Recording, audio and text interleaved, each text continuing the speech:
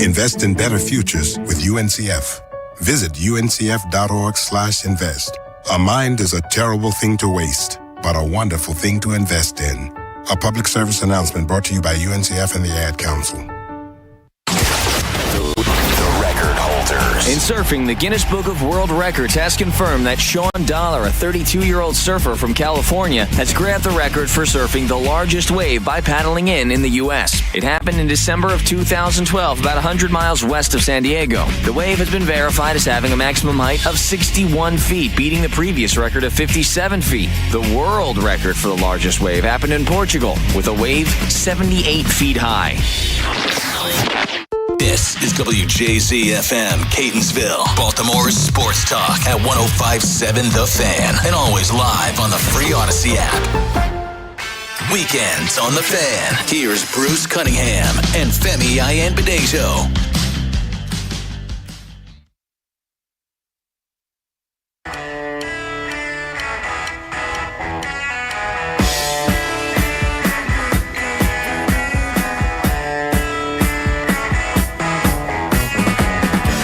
Good afternoon, everybody. Welcome into another edition of Bruce and Femi. I'm Bruce Cunningham. He's Femi Ayanbadejo. We're taking you to 3 o'clock today, and as usual, no shortage of subjects to talk about.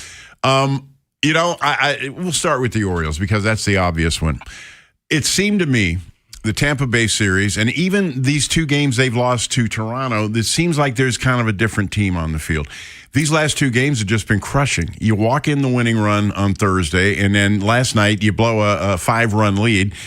Albernaz said after the game that he left Trevor Rogers in too long, but really, what else could he say? No, it was truthful, and I appreciated the honesty. What really blew me away was the vulnerability that Trevor put on display. Yeah. And he said, and this is where managers and coaches really do the Lord's work, and that is saving a player from himself. I think deep down, Trevor knew he should not have gone out there for the 7th inning. I was sitting on the couch like, please don't put him out there again, because there's more at play here than just winning a game. There's winning. There's a man winning his confidence back, and there's a psychological bridge that's being traversed in a way where he was emotionally through this stretch where his ERA's ballooned to close to 7. And who he was prior to these missteps. And and I think this game was a great step back in that direction, but you blew it all up, and in some ways you made it worse.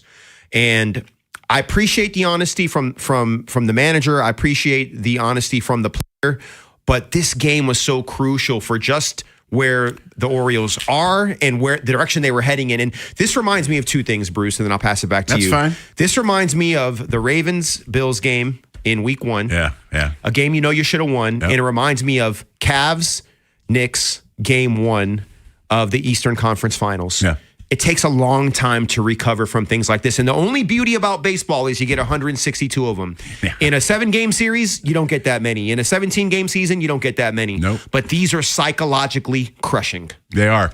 We got a good show for you today. Rich Dubroff will join us next hour from BaltimoreBaseball.com, get his take on the Orioles. And Rich, lately, Femi, has been oh, look what's coming on. Oh, boy. The VCU is in the NCAA baseball tournament, so you may lose me for a while. That's all good. I'm kidding. But Rich has been, his analysis has been particularly spot on the last couple of weeks, if you notice. He's pointing out things that we don't know, and that's why we have Rich on every week. And then in the 2 o'clock hour, we're excited about this. Local writer Ali Danwa going to join us here in the studio. I hope he brings me the sandwich. Yeah, we're going to settle that. Okay, all right. Because let's tell him why he owes you a sandwich. So last week when Ali was on, I said, and I brought up game 1 of the Eastern Conference Finals. I said, I don't think they recover from that. Yeah. I think they're going to get swept. And look, Ali knows more about hoops than I'm ever going to know. I'm just an athlete. And I know how these wins and losses affect the mind of the athlete and the team. I'm an expert at that. I don't care about the sport. You just show me a team and you show me a game, and I'll tell you how that's going to affect the team. I'm really good at that. Yeah. And that's what I saw. This has nothing to do with basketball. This is the human condition. And when you get something taken from you that was yours, that you had, that you certified knew 99.9% chance that you were going to come out on the upside of that, and you don't, it does something to you. So the point I made was, and the bet that we made was, I said they're going to get swept. Ollie said, probably in 5, but definitely not. They're going to win 1. No, I remember. And so that was the bet, and my man Ali Lawson. I cannot wait to rub it in. If he's listening, he knows what he's got to do. Oh yeah, you see me? I'm giddy. Yeah. I'm giddy now. Yeah. It's just about winning. It's not even about the sandwich. Well, we're looking forward to that in the 2 o'clock hour. In the meantime, we'd love to hear from you, 410-583-1057. I want to mention this now because I really wanted to make sure we didn't gloss over this. Labor negotiations in baseball.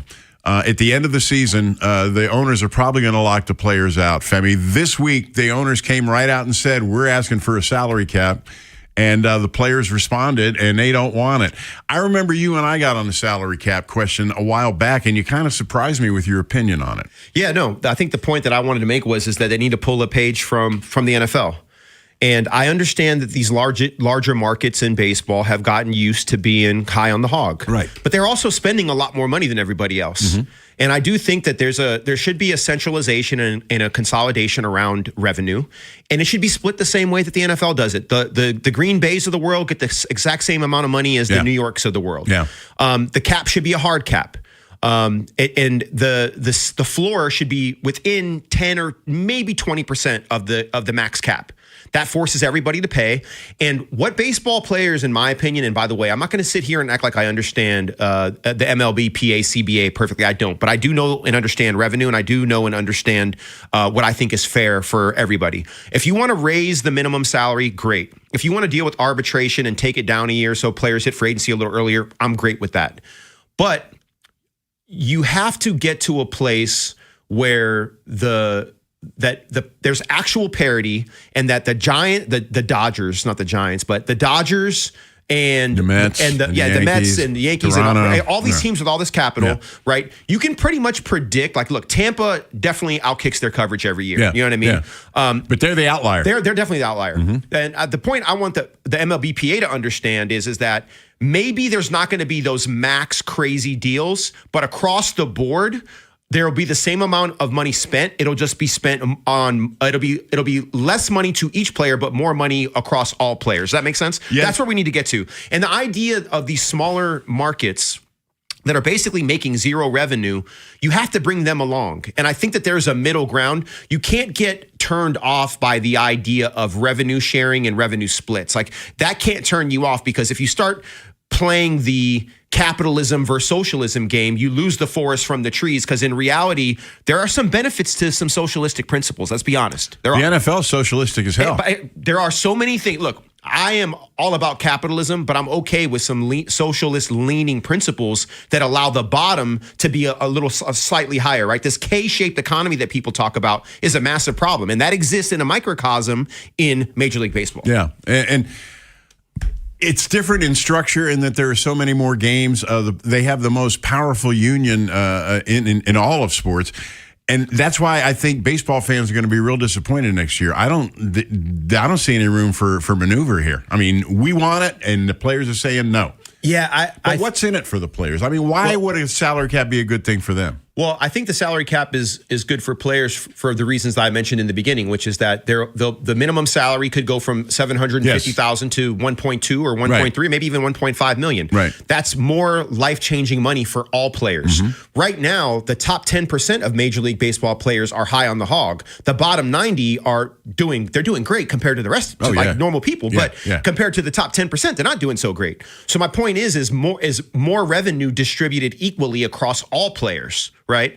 And then also the other carrot that should be thrown out there is players hitting free agency a little bit earlier. I think Major League Baseball could be open to that. And also more of a true revenue split, more predictability for the owners and more predictability for the players, a true 50-50 split. Right. So I think those are the benefits that the players can get. And I'm sure there's other things that they could add in there to sweeten the deal. Well, another big thing, too, another big difference is in the NFL, you got a network television contract that everybody shares equally in. You have a network television contract in baseball, but it's much smaller, and teams all have their own broadcast thing. So that makes it a little bit harder. Yeah, if you don't rein that in, you can't do any of this. Right? It all has to be centralized. So is when they finally get this thing settled, Is that the change that we're going to see? I think it's moving in that direction. I just don't see how it doesn't. And at the end of the day, we're talking about billionaires arguing with millionaires. Yeah. And you know who wins that? Who's got the bigger gun? Billionaires. Yeah, they're going to win. The owners are going to win eventually because the players that are, guys like I was, being an undrafted free agent and playing 11 years. Okay, I had a little more power than the average undrafted free agent, but I played on in 11 years, I think I played on 8 one-year deals in 11 years. I think I had 1 or 2, maybe 3 years where I had multi-year deals that I actually saw the second and third year of. You know what I mean? Yeah. And so when you're talking about what the league is basically made of, the league is made of a lot of guys that are unknowns outside of their community and outside of the cities that they play in. And those guys in aggregate have the exact same impact of a vote as the guy making $100 million that has a $400 million contract. They're equal when it comes to voting. Right. So when you take all those guys that are like me and you put them up against Aaron Judge, who do you think's going to win that? The guys, the guys like me are going to win that. Yeah. And what do you think they're going to do? You think they want to sit out, not get a salary, not get a paycheck? Right. No, they want to get a paycheck. So I'm willing to put money. I don't know how long it takes. There's going to be a hard salary cap. There's going to be a 50-50 centralization of revenue and share. Arbitration will be better for the players in the long run. And this is going to happen. Now, you can kick and scratch and cry about it all you want to, but this is coming, and I'll put my money on it. All the other sports have one. Have a cap, and it's a necessity. And if I can't understand this being solved without a salary cap in place for baseball, I just don't see a possibility of that. This boogeyman concept that having a salary cap means that players get less money. No, it just means that there's not going to be any more 10-year, $600 million deals. Yeah. But there'll be a whole bunch of 10-year, maybe $200 million contracts for more guys. Yeah. You know what I mean? Yeah. So, yeah. Collective. That makes sense to me. Also, I want to make sure we mention this up front, too, because you might want to circle this on your calendar. The Baltimore Sun reported today, they got a real nice piece. September 20th. That's the Ravens home opener. They play the Saints at 1 p.m. That night, the Orioles host Milwaukee at 7 p.m. You live downtown. That's gonna be a tough day traffic wise. Yeah, it's a cluster when there's just one game. You know what I mean? Yeah. So I'm gonna grab my popcorn. And I'm kidding. You know what? Look, I don't recall, and maybe it was, and you and I were talking a little bit off air, but we didn't have a lot of time. I don't think it's ever happened. I feel it has happened once in the last 5 or 6 years. I feel like it has, because I feel like I remember, or maybe there was a debate. Like the Ravens asked the Orioles to move a game. Well, it was the day after the season after the Super Bowl. Okay. Was it that long ago? Wait, the 2012 Super Bowl. 2013. Okay, yeah. The Ravens couldn't open at home because the Orioles had a game scheduled, I think, with the White Sox. So the Orioles and White Sox said, look, we'll move it to 11 a.m. And that looked like it solved the problem. Major League Baseball Players Union said, no.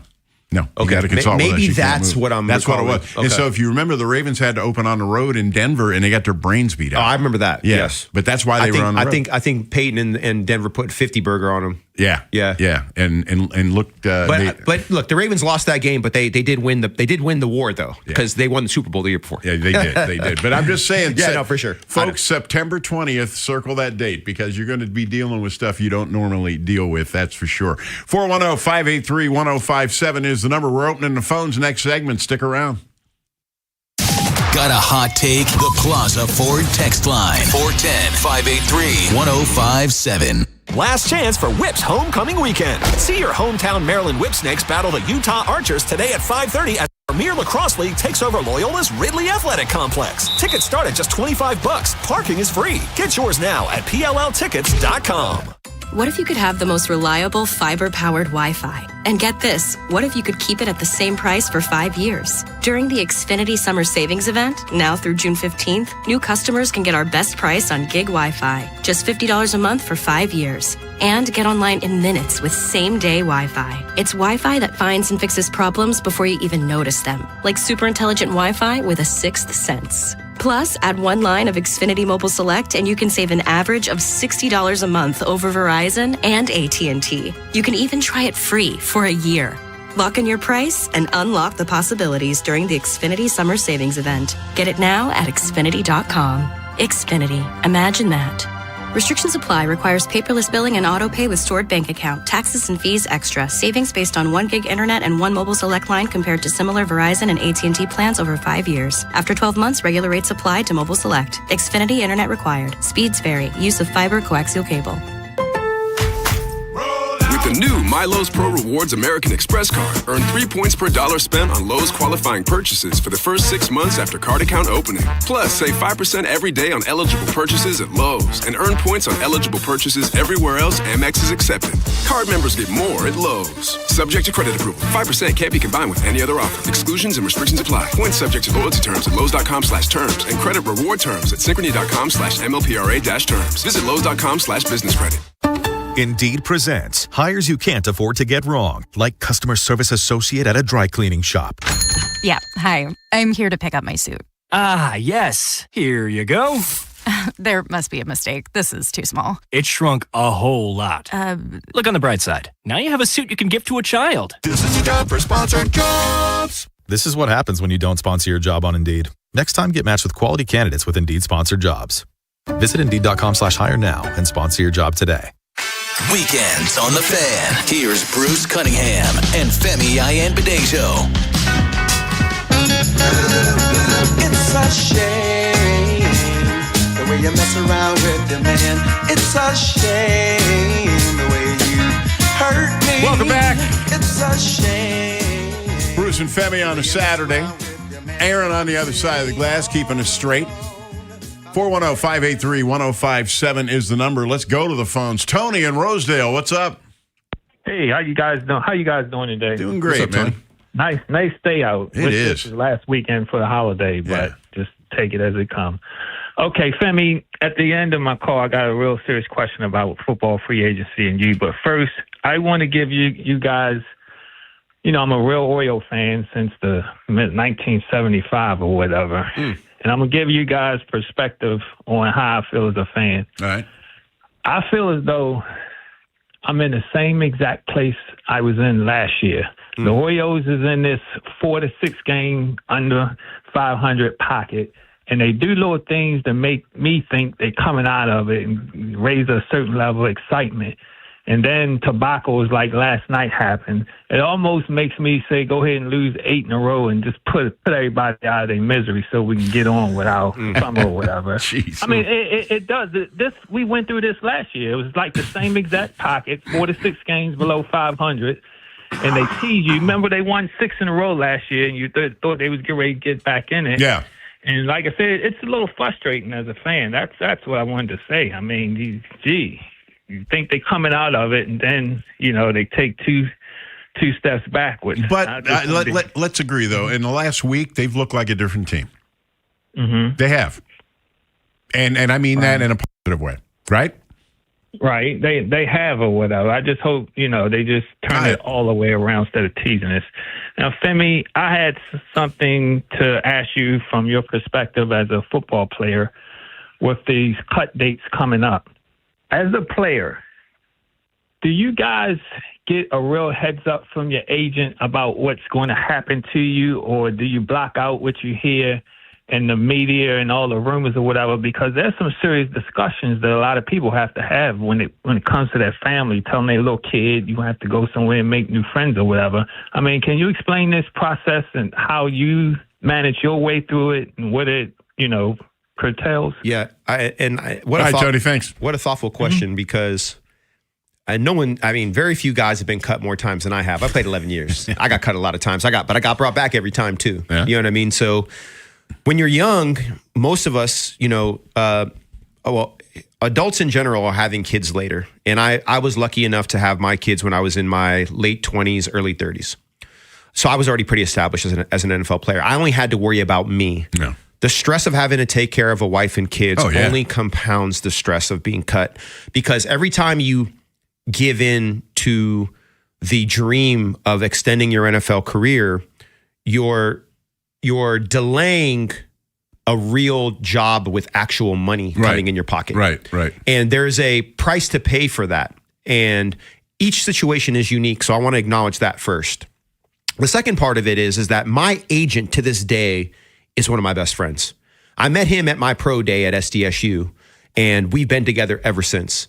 And I can tell you right now, during the season, your agent doesn't know anything for the most part. I mean, there could be an evolution in that, and there could be some, but the guys that matter or the guys that are going to get cut, their agents, I'm sure, like mine, are not being told any of this. The guys who probably talk to their agents about things are definitely not talking about getting cut. That's not the conversation. It's more about extensions and what our projections are for this guy. The guys that are higher up on the totem pole, the conversations are very, very different. So in regard to cuts and when they happen, for the most part, the guys that are being brought in and out right now, they've already been on the in and out carousel for a long time. So this is not new to them. So they're used to it. They're battle tested. They're resilient. They're some of the strongest minded, toughest you-know-whats on the planet when it comes to delusional confidence in who they are. And I was one of those people. My brother was one of those people. So telling me you're going to cut me, I'm already prepared. I'm looking for the next opportunity. Like, that's how we think about it. Don't unpack your boxes, right? Yeah, you don't. And you stay in a hotel or you rent a room that's already furnished. You just know how to survive these things because you've done it so many times. And you travel light. You carry a couple changes of clothes. And I mean that literally and figuratively. But you don't ever get too comfortable. But you are solely focused on making the team. And sometimes weird things happen out of your control. Because you're on the bottom of the totem pole, someone else could get hurt. But they use your position to bring in a new guy. Not the guy that got hurt because they want to keep him. They use you as the sacrificial lamb to bring a new guy in. That definitely happens. But these things happen more toward training camp. That's when the real cuts start happening. And towards the end of training camp is when it is wild. Like, that's when a lot of things go down. This is pretty much a quiet period. Rosters are 90-man rosters right now. And for the most part, those rosters are filled. And there's even some exemptions. There's not a ton of cuts right now. There's a lot of observation, a lot of learning that's happening. Maybe on the fringes, there's a few guys that are getting exchanged, cut, and brought in. But for the most part, it's really calm until training camp. Yeah. June 1st, too. Yeah, also. June 1st. Yeah. And the June 1st cuts are more of the veterans, right? Yeah, the later cuts are going to be guys that are toward the end of their career, guys that maybe a new staff says, they don't fit what I want to do, or they're going to be those undrafted free agents or guys that maybe were 6th, 7th round draft picks or undrafted free agents from the previous season that are also on the bubble. 410-583-1057. Brian in Baltimore, what's going on? Thanks, guys, for taking my call. Sure. And I'm glad to be out enjoying this beautiful day. Before I pounded on the Orioles right now, because they frustrate me, I wouldn't be from Baltimore if I didn't send a shout-out to my high school. I went to one of the best in the state, maybe the country, Baltimore City College. Yes, sir. This year, in the next 3 years, they won't be in their building. They had to they're renovating the school. So they had to relocate to the University of Baltimore, which doesn't have adequate athletic facility for them. Right. So athletic director Rolinda Conti, she had to make plans for 31 teams to have practice, arrange for them to have transportation. So I think every day the kids had to get out of school at 2 o'clock and then get on school buses and have practice. Terrible. You know, Brian, it's a shame that that didn't coordinate better with Lake Clifton. You know, I mean, Lake Clifton shut down now. In fact, I think they're starting to tear it down. If they knew they were going to renovate City, it seems like that might have been an answer. I don't know, you know. Well, they're doing a couple other schools, too, and I know I think Heron Run was available, but... okay. Well, Lake's just so close to it. That's where I brought it up. Let's talk Orioles. What's on your mind? Well, one more thing about City, though. They managed to pull off 11 city championships, 2 state titles, and... couple of regional championships. So they had a successful year in spite of the adversity. But the thing that's making me mad about the Orioles, besides the losing and not being able to get over the hump, is the treatment of Albert Suarez. Like, this guy eats up innings. He's a journey. I know you hate the term, Finny, but he's a journey. You already know. I hear what you're about to say. He has. I mean, he's a good pitcher, and they bring him up. He travels that day. They bring him up. They throw him in a game. He eats up 4 or 5 innings, and then they throw him back down. Like, and it wasn't like he gave up runs or anything. And they send him back down. I get it's a business part of it, but Femi, you're a sports psychiatrist. That's not good for his mental. And it's looking what the bullpen's doing right now, especially Cano, what he did last night. We could use Suarez, and I think the Orioles don't put enough heat on Drew French. Like, he's not, to me, a good position coach. Okay. And he doesn't get the blame as much as I think he should. All right, Brian. Appreciate the call. Thanks for the call. Yep. He got his point across about City College. Yep. I'll give him that. What about the second point? I mean, it kind of ties back into what I just said about football, doesn't it? Yeah, it does. And also, it has to do with options. Like a guy like Suarez is a veteran. Yep. Is he 34? I think so. Yeah, I think he's 34, right? Well, you can't send him down. Yeah. I mean, you can't do that. And there are other guys that you can send down. We were talking about Gibson a minute ago. Yeah. They sent him down after that second start for that reason, options. And it's hard to explain to people. But if you've got them, then you're in danger of going down. And if you don't have them, then you're fine where you are. And that's what happened to Suarez. They couldn't send him down. They don't have that option. Yeah. What I can tell you is that when it comes to guys that are probably trying to make it and not much of was expected of them, and then also guys that are toward the end of their career where people think that they're done, I think that they're so in the moment and they're so locked in on what it takes to being relevant and available that they just accept the circumstances. They don't even fight the circumstances. They just wait for the opportunity to perform, to show once again that I belong, and I'm going to do whatever it takes, because there's a certain when you're 34, which I think I was right around 34 when I played my last season. Actually, I was 34 because I turned 35 in March, and January of 2010 is when I officially retired. There was a sense of my professional sports mortality that I knew. Now baseball, obviously, and now you can play a little longer, and obviously being a pitcher, you can get craftier. Same thing with the quarterback, definitely. right? They can play a little bit longer.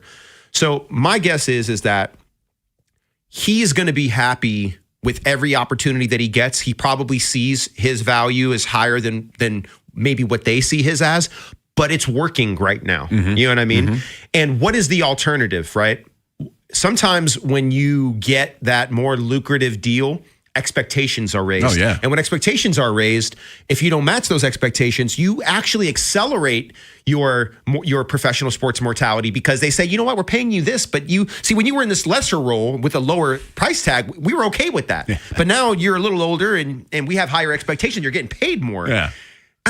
We might want to cut bait now. Like, you want to find that soft spot in the middle, where you're not at the back end where you can fall off, or the front end where you get pushed out. Yeah, you're right. You know what I mean? You're right. I do know what you mean. So coming up, Lamar talked this week, and what made that notable is it was the first time he talked since the end of the season. Yeah, and he had a lot to say. Femi and I'll bring that to you coming up. Stick around.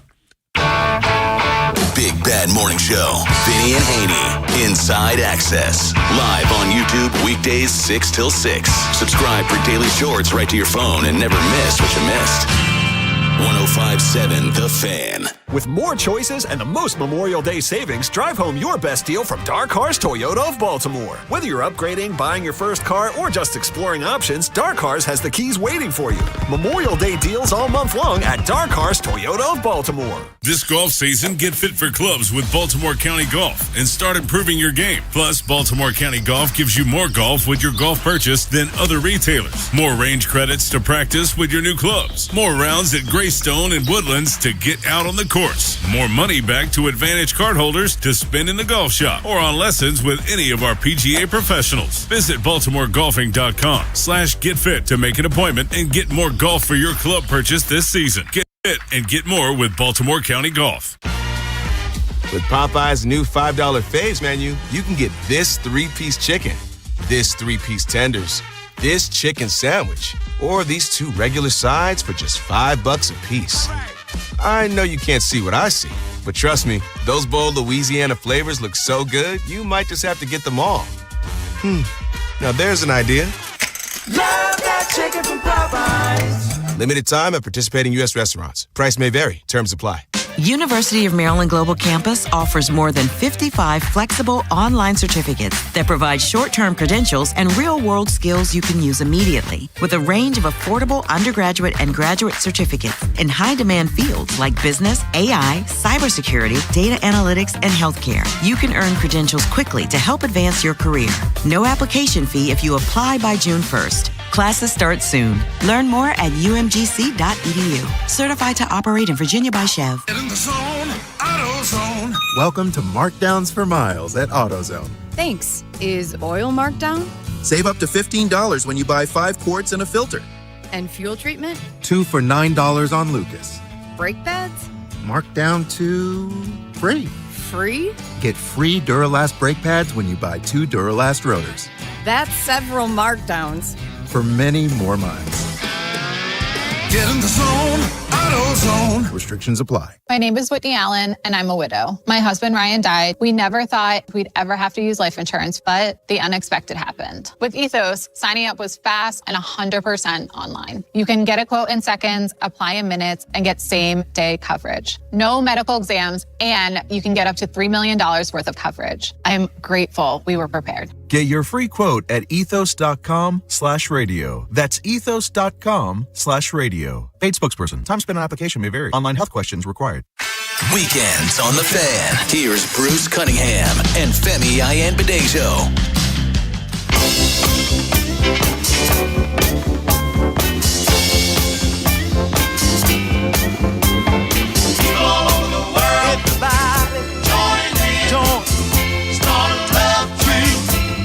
The mighty OJs. How about that on a beautiful Saturday here in Baltimore? Welcome back, Bruce and Femi. Let's go straight back to the phones here. Mike in White Plains, what's on your mind?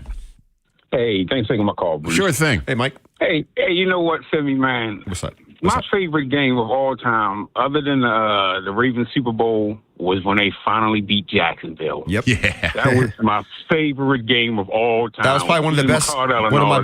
One of my best games of my career was that game, actually. Yeah, that was my favorite. Did you have a touchdown in that game? I had a touchdown. I had 7 catches. Nice. I had 2 special teams tackles. I had 2 catches on that final drive right before Shannon caught the touchdown. Yeah, that game. Actually, you know what's great is a fan intercut my plays from that and posted it on X recently, and I was like blown away that they did all that. Yeah. Nice. Anyway, yeah. Thank you. That was as a PA announcer. Yeah. That was the day I finally learned how to properly pronounce your name because I had to call it so many times. I think that was my first talk with ESPN with Sal Paolantonio. He actually asked for me. I was like, me? Nice. Sal Paolantonio talk to me? Sorry about that. I didn't mean to interrupt you. No, but that was my favorite game. But look, let me ask you guys a question, man. You know, and I heard you say, Bruce, they've been playing good the last 5 or 6 games, and I understand what you're saying, Bruce, but this is my problem with the Orioles, man. Go ahead. This is what they'll do. They'll play 4 or 5 great games, and we'll be like, okay, they're looking great. And then the next 4 or 5 games, they look horrible. I think the problem is this. I think the problem is sometimes you can get caught up in believing that you're better than what you are because you played better. But the problems are still there. They're still there. It's just somehow or another you manage to mask it a little bit. And then you turn around and they lose the next games, and you're like, well, they look like the team that we thought they were. You know, they keep losing these games. And, can I ask you a question? Yeah. I think since Jackson Holliday's been back, I think they feel better to me. And just hear me out on this. And I agree with everything that you said, by the way, because from not a quantitative perspective, even though I do have a couple of numbers I'll share with you, but from a qualitative perspective, I think you're completely right. And you're a fan, and you're emotionally invested in every game. And I think that it's human nature to kind of like ride the highs high and ride the lows low. As an observer, right, who's kind of watched the ebb and flow of the O's this season and listened to the fandom, everything you just said is what I hear diehard fans say. So I'm with you and I hear you. But what I will say is that I do sense a little bit of optimism. And I know that Brandon Young is pitching today. He's been my favorite starter because of the underdog part of it. And I saw something in his psychology that said, I trust this kid. I want to see more of him. He has not let me down. Jackson Holliday being back. There's something about this kid I just trust in, and I don't think he's going to let me down. Basayo, there's something in this kid that I just believe in. I don't think he's going to let me down. Now, let's be honest. The manager last night, unfortunately, let the team down. The use of Rodgers into the 7th inning, I think we all knew that was a mistake. He admitted it, and I give him credit for that. Using Cano when he used Cano, also a mistake in a high-leverage situation with the hamstring issue. Coaches and managers have to save players from themselves. And if he doesn't do that effectively, you're going to be calling in saying more of this. But on the margins, I do think they're playing better lately. Will you agree with me on that, or do you think I'm crazy? I agree. Okay, well, cool. Let me ask you two quick questions for me. Now, one, could the players, could it be the manager instead of the players? Like, you know, if the players have a better manager, do they play better? as far as because these guys are talented, man. That's not they are very talented, but they just don't seem to be matching that talent. And another question is moving these guys around at different positions. Like, how are they playing short one day, playing second one day, playing third one day? Are these things psychologically mess with these guys? Because now they have to figure out what they're doing. Look, I talked to Bruce about all this, and I played baseball my whole life, but it's been a long time since I've been taking live pitching, and I've pitched on a mound. It's been a really long time since I've done that. But I love the game and I do watch it. But I'm not going to stick my chest out the way I do in the NFL. That's a little bit different for me. But what I will say is that let's just say I'm a casual for now. Just put me in that bucket. That's fine. I don't mind that. I don't agree with a lot of these decisions. And we talked about analytics. And analytics do not mean that you can control outcomes. You try to, but it does not mean you can control it. And some of these lefty-righty matchups and some of these... The Orioles are big on that. Yeah, they are huge on it. And look, if it works, it works. And as an analytics person, what you're going to say is eventually it is going to work. And then when it doesn't, it's going to cost you your job. So I've been telling Bruce, and I've been telling everybody that will listen, there are some people that are going to be out there every day. You already know who's going to be at first. You already know who's going to be at second. You already know who's going to be at short. You already know who's going to be in left field. You already know who's going to be catching. And in my opinion, Tavares has to be in center. I do. The rest of it, you do what you need to do on a daily basis. But I'll tell you right now, Blaze Alexander, I think he needs to play every day. Basayo, I think he needs to be DHing or catching every day. And I'm this is just me observing the O's this year. This is what I see. Brandon Young needs to be in the starting rotation unequivocally, given the job until he proves he can't handle it. Gibson, I understand there's some stuff happening there with where he is in his youthfulness, and he's going to go up and down. I see a future in this kid. So as a casual fan, I think I'm seeing what casual fans see. I'm the guy at the end of the bar right now. That's who I am right now, and I'm going to say that. I could be naive, but based on what I'm seeing right now, I feel pretty good about the things that I'm saying, and I am questioning the usage and the movement and all this kind of analytics usage. I don't think it's working right now, but I do think they're playing better, Bruce. I said a whole bunch there, Bruce. So I don't know where you are, but yeah, good luck with that. Here you go. Let's shift gears. I teased before the break about Lamar. The last time we heard Lamar talk before this week was after that missed field goal that ended their season. He did talk this week, and he said a lot of interesting things. And it seems like it's far in the past now, but we haven't gotten his reaction to John Harbaugh being fired. And let's take that clip, Aaron, that first clip. I mean, I got a lot of respect for Coach, so me just saying that, man, I was shocked, in a way, in a sense. But I feel like, Mr. Steve, he did what was best for the team. And I hope coaches have a great time in New York, man. Hats off to Coach, because we did so much for the city, for the team, for this organization. Hats off to him in New York, and we built a lot. We did a lot here. Did you get a chance to talk to him at all since his departure? I messaged him. When I found out he was at the Giants, when he got the job at the Giants, I messaged him.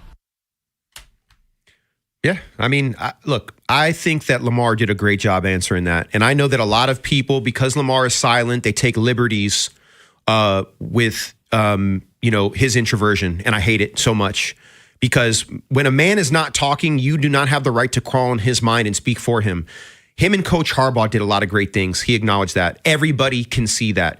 But sometimes you have to know when the journey is over. And the journey was over. Lamar didn't say anything pejorative. He didn't say anything rude. Lamar and John are not ever going to be best friends, in my opinion. They have a very traditional coach-player relationship. They definitely were collaborators, but I do not see Lamar hanging out at John's house. No. And that's okay. Not all relationships are that way. And guess what? Most head coaches and QBs relationships aren't that way. There's an age gap there. There's a way that they do business. There's how they grew up that's very different. But even with that being said, they did a lot of amazing things. The best thing that Coach Harbaugh did, in my opinion, is that he gave Lamar the space to be Lamar Jackson. And look at him now. All right, we want you to hear one more thing in case you missed it the other day. Well, actually, we got a whole list of things we want to play for you here. But the biggest question Lamar faces everywhere he goes is contract. Let's hear what he had to say about that. I was thinking about how I was going to respond to this question if I got it. But, I'm going to give you the same answer I always give. I just want to keep those conversations private, We restructured the deal, and that's what we have right now. Yeah, I think there's a question later that Jameson tries to ask again, and we may have it in here, but I'm not sure. But just in case we don't, there was a question that was asked to Lamar very directly. Do you see yourself here in the future? And you know what Lamar's first word was? Absolutely. Yeah. I have been a proponent that, look, if you take Dak's contract and you take Josh Allen's contract and you look at the 2028 salary cap, which is about $323 million, Lamar is going to average somewhere around $71 or $72 million a year. He's going to have a $100 million signing bonus. He's going to sign a 5-year, $355 million extension. These are plug-and-play numbers for the highest contract in NFL history. I don't think that's the question here. I have been a believer that Lamar is going to be here.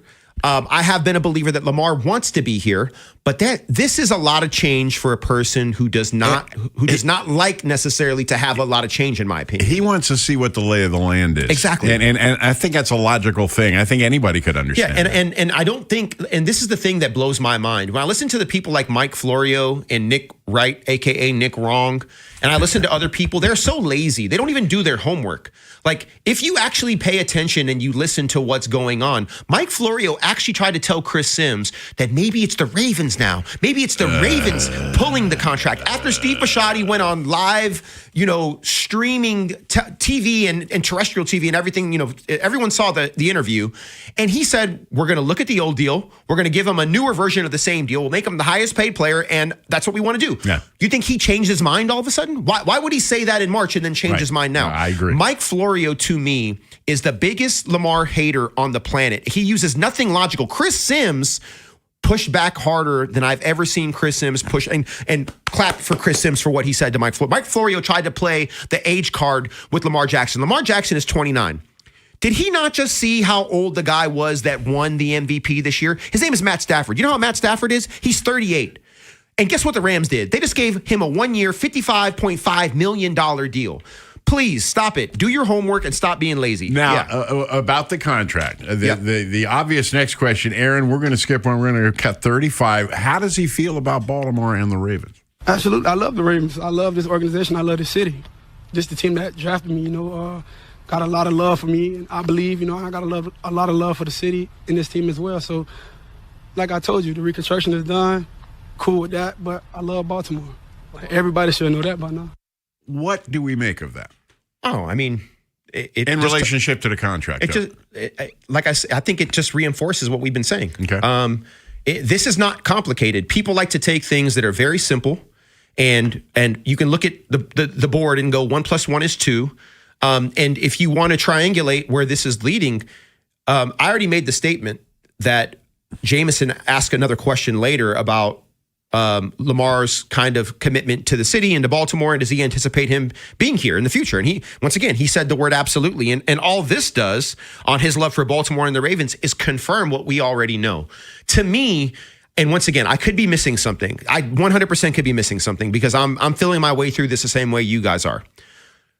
The only thing that I can land on, Steve Bisciotti and the Ravens have already said they want him back.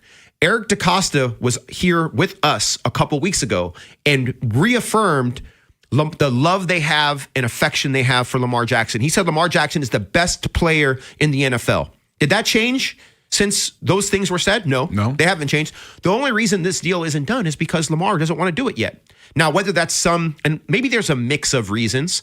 Maybe it is, let's see what Drake May gets. Let's see what so-and-so gets. I don't think that matters because Lamar's going to get more than all of them anyway. Yeah.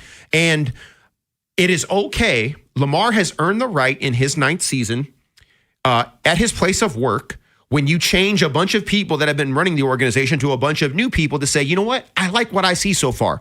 I'm invested. I'm here. I'm a willing and engaged, present participant, which he has been. I just want to be sure that when I sign this next deal, which might be the most important years of my career, the next 5 years are going to be the most important years. I just want to make sure that it is what I think it is. Everything's in place. Exactly, and that's all that I think this is. All right, now he's coming up. We're gonna get into this a little bit more. He's coming in with a new head coach and a new staff, and having to learn, not necessarily learn things, but there's a bunch of stuff that he's becoming accustomed to this spring. And we're going to talk about all that stuff coming up. The teams you grew up with Ravens are world champions. are the ones you still love today. 105.7 The Fan. Hey, it's Rob Long with Vinny Steele, CEO of Your Home Show Guarantee Realty. Vinny, I really love the story you were just telling me about one of your customers using your Fix It to Sell program. Yeah, Rob, it's been a game changer. We just helped the Martinez family who needed to sell their mother's home to help fund her retirement, so getting every dollar possible was really important. They had a quote from a contractor planning on doing significant renovations to the home. I was able to cut out parts of the bid that would not yield a good return. We used our own contractors for less than half of the original bid. We managed all the contractors and timelines for a stress-free experience. We're getting ready to close tomorrow for 100% of the list price, which was the highest ever sold in that community. That is such a great example for everyone wanting to get the most money possible. So, if that's you, call or text my friend Vinny Steele at 410-793-1801. That's 410-793-1801. Or visit VinnySteo.com. That's VinnySteo.com. What if you could have the most reliable fiber-powered Wi-Fi? And get this, what if you could keep it at the same price for 5 years? During the Xfinity Summer Savings Event, now through June 15th, new customers can get our best price on gig Wi-Fi, just $50 a month for 5 years. And get online in minutes with same-day Wi-Fi. It's Wi-Fi that finds and fixes problems before you even notice them, like super intelligent Wi-Fi with a sixth sense. Plus, add one line of Xfinity Mobile Select and you can save an average of $60 a month over Verizon and AT&T. You can even try it free for a year. Lock in your price and unlock the possibilities during the Xfinity Summer Savings Event. Get it now at Xfinity.com. Xfinity. Imagine that. Restrictions apply. Requires paperless billing and auto pay with stored bank account. Taxes and fees extra. Savings based on 1 gig internet and 1 mobile select line compared to similar Verizon and AT&T plans over 5 years. After 12 months, regular rates apply to mobile select. Xfinity internet required. Speeds vary. Use of fiber coaxial cable. Do you have 3 ex-wives and your current trophy wife wants a life insurance policy 3 times the size of the policies you had to purchase for your previous mistakes? If so, you need to call Big Lou at Term Provider, 800-700-6898. Big Lou is intimately familiar with your problems, and if you're 50 or 60 years old and in reasonably good health, a $1 million policy should only cost about $100 to $200 per month. Big Lou may have a solution for your previous policies as well. You may even save enough money to lighten the load on your new $1 million policy. Remember, call Big Lou. He's like you, except he's only on number 2. Call Term Provider at 800-700-6898. That's 800-700-6898. For $1 million in term life insurance that you can live with. Call Big Lou at 800-700-6898. 800-700-6898. T-Mobile has an exclusive bundle for customers 55 and up. I'm Sarah Bowl. Yeah, I'm Frank Bowl. A reliable network is key for us. And with T-Mobile, it's been wonderful. And going to the 55 plus plan saved us so much money. A lot. And that's important. Trying to keep costs down. The home internet's been perfect. It's fast, it's quick. The setup was so easy, it took less than 15 minutes. It was like, if you want simplicity, coverage, reliability, you want the whole package, T-Mobile has it. Right now, T-Mobile customers 55 and up can get 2 phone lines on America's best network, plus America's fastest 5G home internet for just $30 each. $30 per month each line with autopay plus taxes and fees. Minimum age 55. Pricing for home internet rely on 2 lines of essentials. Choice 55. $35 connection charge per line required. Best mobile network and fastest 5G home internet based on analysis by Ookla of Speed Test Intelligence data 2H 2025. All rights reserved. Weekends on The Fan. Here's Bruce Cunningham and Femi Ayanbadejo.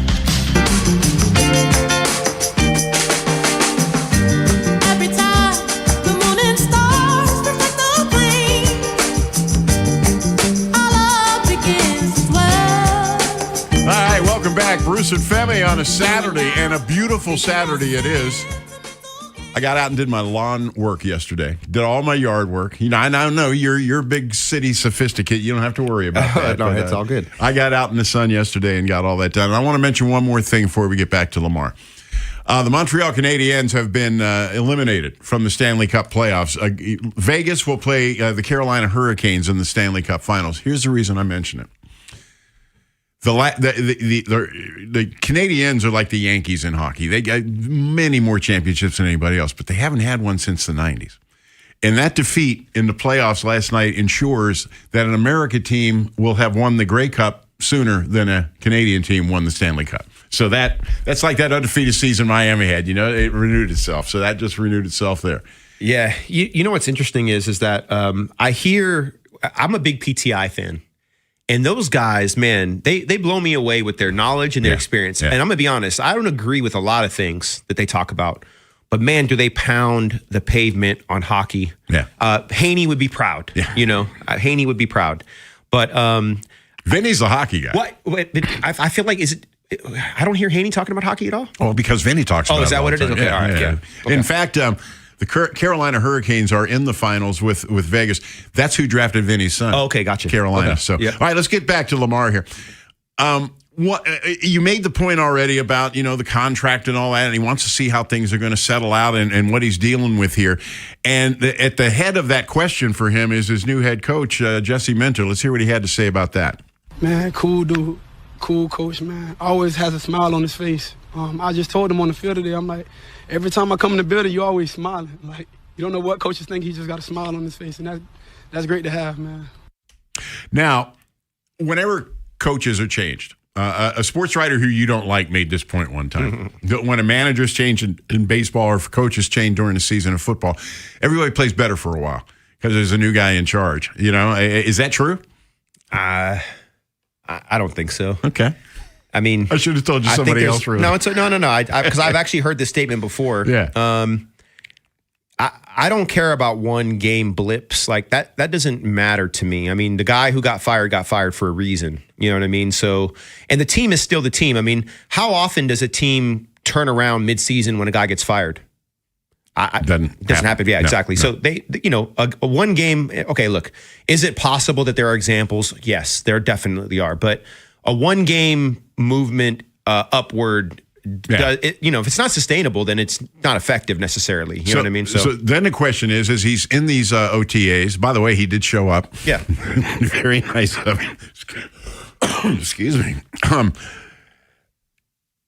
Is there a re-energization going on with Lamar because of this new coaching staff? Let's hear that. Yeah, I'll say yes because new coach, new OC, different new guys in positions.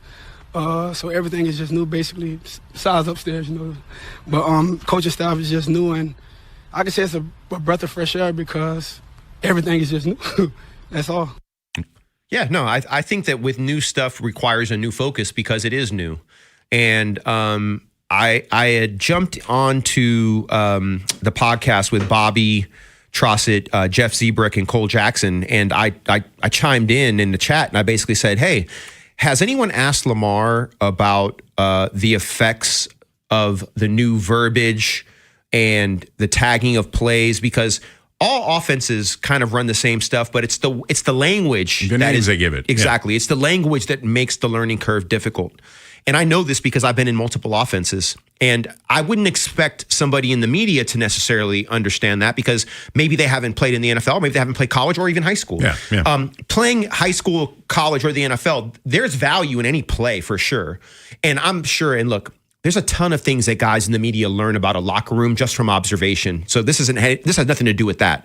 The point I'm trying to make is that I personally know how hard it is to learn a system. Right.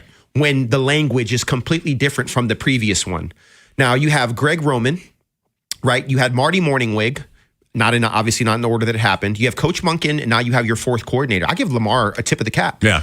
That's a lot to keep track of. Imagine trying to learn Russian, Spanish, Chinese, and Japanese in an 8-year period, right? Like, we all have the same, like, food is food, but there's 4 different ways of saying it. And that's literally what you're encountering when you learn a new offense. And so you have to be present to do this. And the problem is that when you're in a huddle, and some of these plays can be quite exorbitant in regard to length and time. And some offenses are shorter, and some things are memorization where one word can literally say 5 things. And some offenses, you have to say all 5 things. Shifting, which is pre-play, it means something. Motioning, which is after you shift, right? And then you have the routes and the protections. And sometimes you tag the running back or the tight end. Or you can have a specialty route where everything's the same, but then you tag the Z or the X. It's bonkers. That is the hardest part about football. And if you ever look at an NFL playbook, and this is offense and defense, it's an encyclopedia. That's how big it is. And so for me, the question that I asked Jeff was, has anyone asked Lamar about this nomenclature and verbiage and these concepts? And Lamar touched on it a little bit, but when Lamar was talking, and I did not ask Aaron to pull that one, by the way. I'm going to talk to it now. Lamar alluded to it briefly, and that's the biggest reason that he's in OTAs, is because it's one thing to look at a play on a sheet. It's another thing to get it in your ear and have to repeat it so everybody can hear it, understand it, and you can hear it and understand it and know where all 5 skill guys are going and where the offensive line is moving and who the mic is. And the mic is always identified. Who is the middle backer? The middle backer always sets the protection. Sometimes the quarterback does it. Sometimes the center does it. Sometimes the center does it and the quarterback changes it. So yeah, that's a lot of stuff to learn, and that's what Lamar is speaking to, and that's why he's re-energized, because he sees how powerful this offense can be, and it's exciting to him, and he wants to make sure that he's hitting on all cylinders come the end of training camp. Let's hit cut 39. It's different. It's different, new. I feel like everything is new right now, but it's cool. Atmosphere is smooth. Just looking forward to the season now, though. Yeah. See, I mean, I didn't realize the 3 coordinators thing. I did realize. I shouldn't have said I didn't realize it, but that hit me when you said that. That is an awful lot of change. Yeah, this is his 4th. Yeah, you know what I mean. And so and this is something that in my piece that I wrote, right? And by the way, I've revised it a couple times since you heard it. People do not give Lamar credit for his intelligence. You know, no, they don't. Early on, it has to do with the way he speaks. It has to do with where he comes from, his obviously how young he was when he came into the NFL. Yeah. But don't let the veneer fool you now. This is a cerebral quarterback, and you can't do the things that Lamar has done. You don't become the number 1 rated passer in NFL history by looking at one side of the field or by running, high school offenses. That's not how this works. He's done it now, going on to his 4th coordinator. He's won MVPs with 2 of them. You know what I mean? Mm-hmm. I cannot wait to see what Declan Doyle does with Lamar in this offense, with him under center, with him running play action, with this outside-inside zone concept that's going to be displayed, these crossing and intermediate route concepts that are going to be unique. Do not be shocked if Lamar throws 37, 38, 40 touchdowns and throws for over 4,000 yards. And let me give you an example of something. Caleb Williams is not Lamar Jackson. I know he was the number 1 pick. He's a really good player. Played well last year. He played great last year. He was just shy of 4,000 yards passing. If Caleb Williams is just shy of 4,000 yards passing in this system, please tell me what you think Lamar Jackson is going to do. Do not tell me that you think Caleb Williams is going to outplay Lamar Jackson. That is blasphemous. And obviously I'm saying that tongue in cheek, but it is. If the Bears offense can do, they were number 6 overall. Off the top of my head, you can check this later. They were number 6 overall in total offense. They were number 10 in passing at 225 yards per game. They were 3rd in rushing at 144 yards a game. I don't have this written down. I'm going to tell you but I'm pretty sure that I got that right. The shame about Lamar is that we can throw all those numbers out. We can throw the 2 MVPs out, anything you want to talk about. But the fans here, in my opinion, you wanted my opinion? This is my opinion. The fans here, it's not going to be till after he's gone that they're going to look at those numbers and kind of marvel at him. I mean, everybody's a Lamar fan, but historically, the impact of Lamar, I think, is lost on many of the current fans. Yeah, we're spoiled in a good way. And this is the reason why I pound the pavement so hard for Lamar, because number 1, he's an amazing human being. I mean, this dude went on an off day and washed kids' feet with his hands. Can you tell me of another quarterback that did this? Now, by the way, it wasn't just Lamar. It was him and some of his teammates did this, by the way. It wasn't just him. But who does that? Not very many people. No. But people want to talk about him not having an agent. They want to talk about these fake phantom injuries, like he's had a bunch. Lamar has missed 10% of his NFL games. That's better than half the starters in the NFL. You know what? As much as he runs the ball, that number should be much higher. Well, the thing is, most quarterbacks get hurt in the pocket. Yeah. They actually don't get hurt outside the pocket. And this is the other thing. Since 2021, Lamar is the 9th rated quarterback in games played. 9th. Not 15th, not 25th. He's 9th. The way that people talk about Lamar, you would think he's had massive surgeries, has missed all these games. He is the 9th most active quarterback since 2021. See, he's so good that when he's not in there, you notice. You know? Well, they act as if he doesn't people. There are, and this is once again, this is a minority of people, but sometimes the minority has the loudest voice, right? Usually, there's this belief that Lamar won't play hurt. He played hurt all of last season. All last season. Yeah. And so, it just bothers me so much because, once again, Lamar is going to let people say what they say. He does not care. He is not motivated by what you say or what you do. He answers to a higher power, and he'll say this out loud. He cares about about God and Christ. He cares about his teammates, and he cares about his family. And that's pretty much it. He answers to nobody else, and God bless him for it. I love that about Lamar. I do too. Coming up, hour number 2, Rich Dubroff joins us at 1:30. We're going to get to the bottom, or at least try to get to the bottom of this Oriole nonsense. That's all coming up as Bruce and Femi continues. What happens next happens here. Baltimore Sports Radio. That ball is out of here. 105.7 The Fan. With more choices and the most Memorial Day savings, drive home your best deal from Dark Cars Toyota of Baltimore. Whether you're upgrading, buying your first car, or just exploring options, Dark Cars has the keys waiting for you. Memorial Day deals all month long at Dark Cars Toyota of Baltimore. Hey, it's Ken Wyman. FanDuel's giving you better payouts on same-game parlays all NBA playoffs long. With more ways to build and more value every time you play, you can stack your picks your way for every game, every matchup, and every moment. From spreads to player points to threes and more, build it all into one same-game parlay and go for bigger payouts. So if you're betting same-game parlays this NBA postseason, bet them on FanDuel. More options, better payouts, all NBA playoffs long. Head to FanDuel.com/local. Again, that's FanDuel.com/local to get started. FanDuel, an official partner of the NBA. Play your game. FanDuel Sportsbook is the official sportsbook of 105.7 The Fan. 21 plus and present in Maryland. Please play responsibly. For help, visit them at mdgamblinghelp.org or give them a call at 1-800-GAMBLER. Again, that phone number, very important, is 1-800-GAMBLER. No way. Gas prices shot up again. I know, but I got us covered. So generous. What's your deal? What's my deal? I went to Metro and saved. Got 4 lines for just $25 each and 4 free new Samsung Galaxy A17 5G phones, and all on the T-Mobile network. How about we go to Metro today? Get that more for your money feeling. Visit your Metro by T-Mobile store. Just bring your numbers. Not available if you've been with Metro or T-Mobile in the past 180 days. This weekend only at Old Navy, get 50% off all men's styles, plus 60% off all swimwear for the fam. Yep, 50% off all men's styles, plus 60% off all swimwear. Hurry in this Saturday and Sunday only at Old Navy. Valid 5/30 and 31. Exclusions apply. See stores for details. T-Mobile has an exclusive bundle for customers 55 and up. I'm Sarah Bowl. Yeah, I'm Frank Bowl. A reliable network is key for us. And with T-Mobile, it's been wonderful. And going to the 55 plus plan saved us so much money. A lot. And that's important. Trying to keep costs down. The home internet's been perfect. It's fast, it's quick. The setup was so easy, it took less than 15 minutes. It was like, If you want simplicity, coverage, reliability, you want the whole package, T-Mobile has it.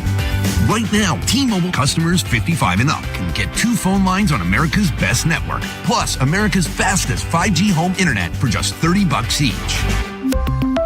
$30 per month each line with autopay plus taxes and fees. Minimum age 55. Pricing for home internet rely on 2 lines of essentials. Choice 55. $35 connection charge per line required. Best mobile network and fastest 5G home internet based on analysis by Oak Cliff Speed Test Intelligence Data 2H 2025. All rights reserved. Great moments in sports. Emmitt Smith is a retired NFL player who held the position of running back for 15 years and is widely considered one of the greatest running backs in history. During his career on October 27, 2002 to be exact, he became the NFL's all-time rushing leader with, at the time, 18,355 yards. 2nd and 7.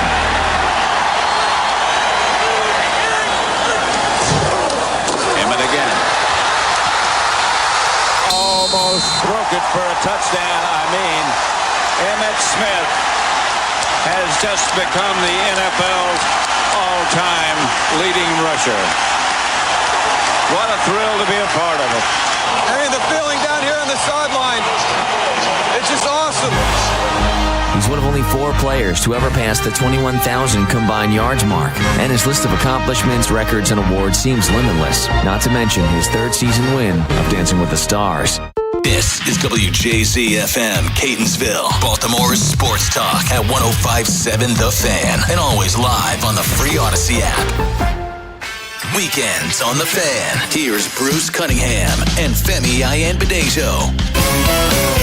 You might have been down to Hotlanta when the peaches were ripe. You might have been to Memphis on a Saturday night. You might have partied down in Wildwood up along the Jersey Shore. But you ain't done nothing till you boogie-woogie Baltimore. How about that? Charlie Daniels from way back.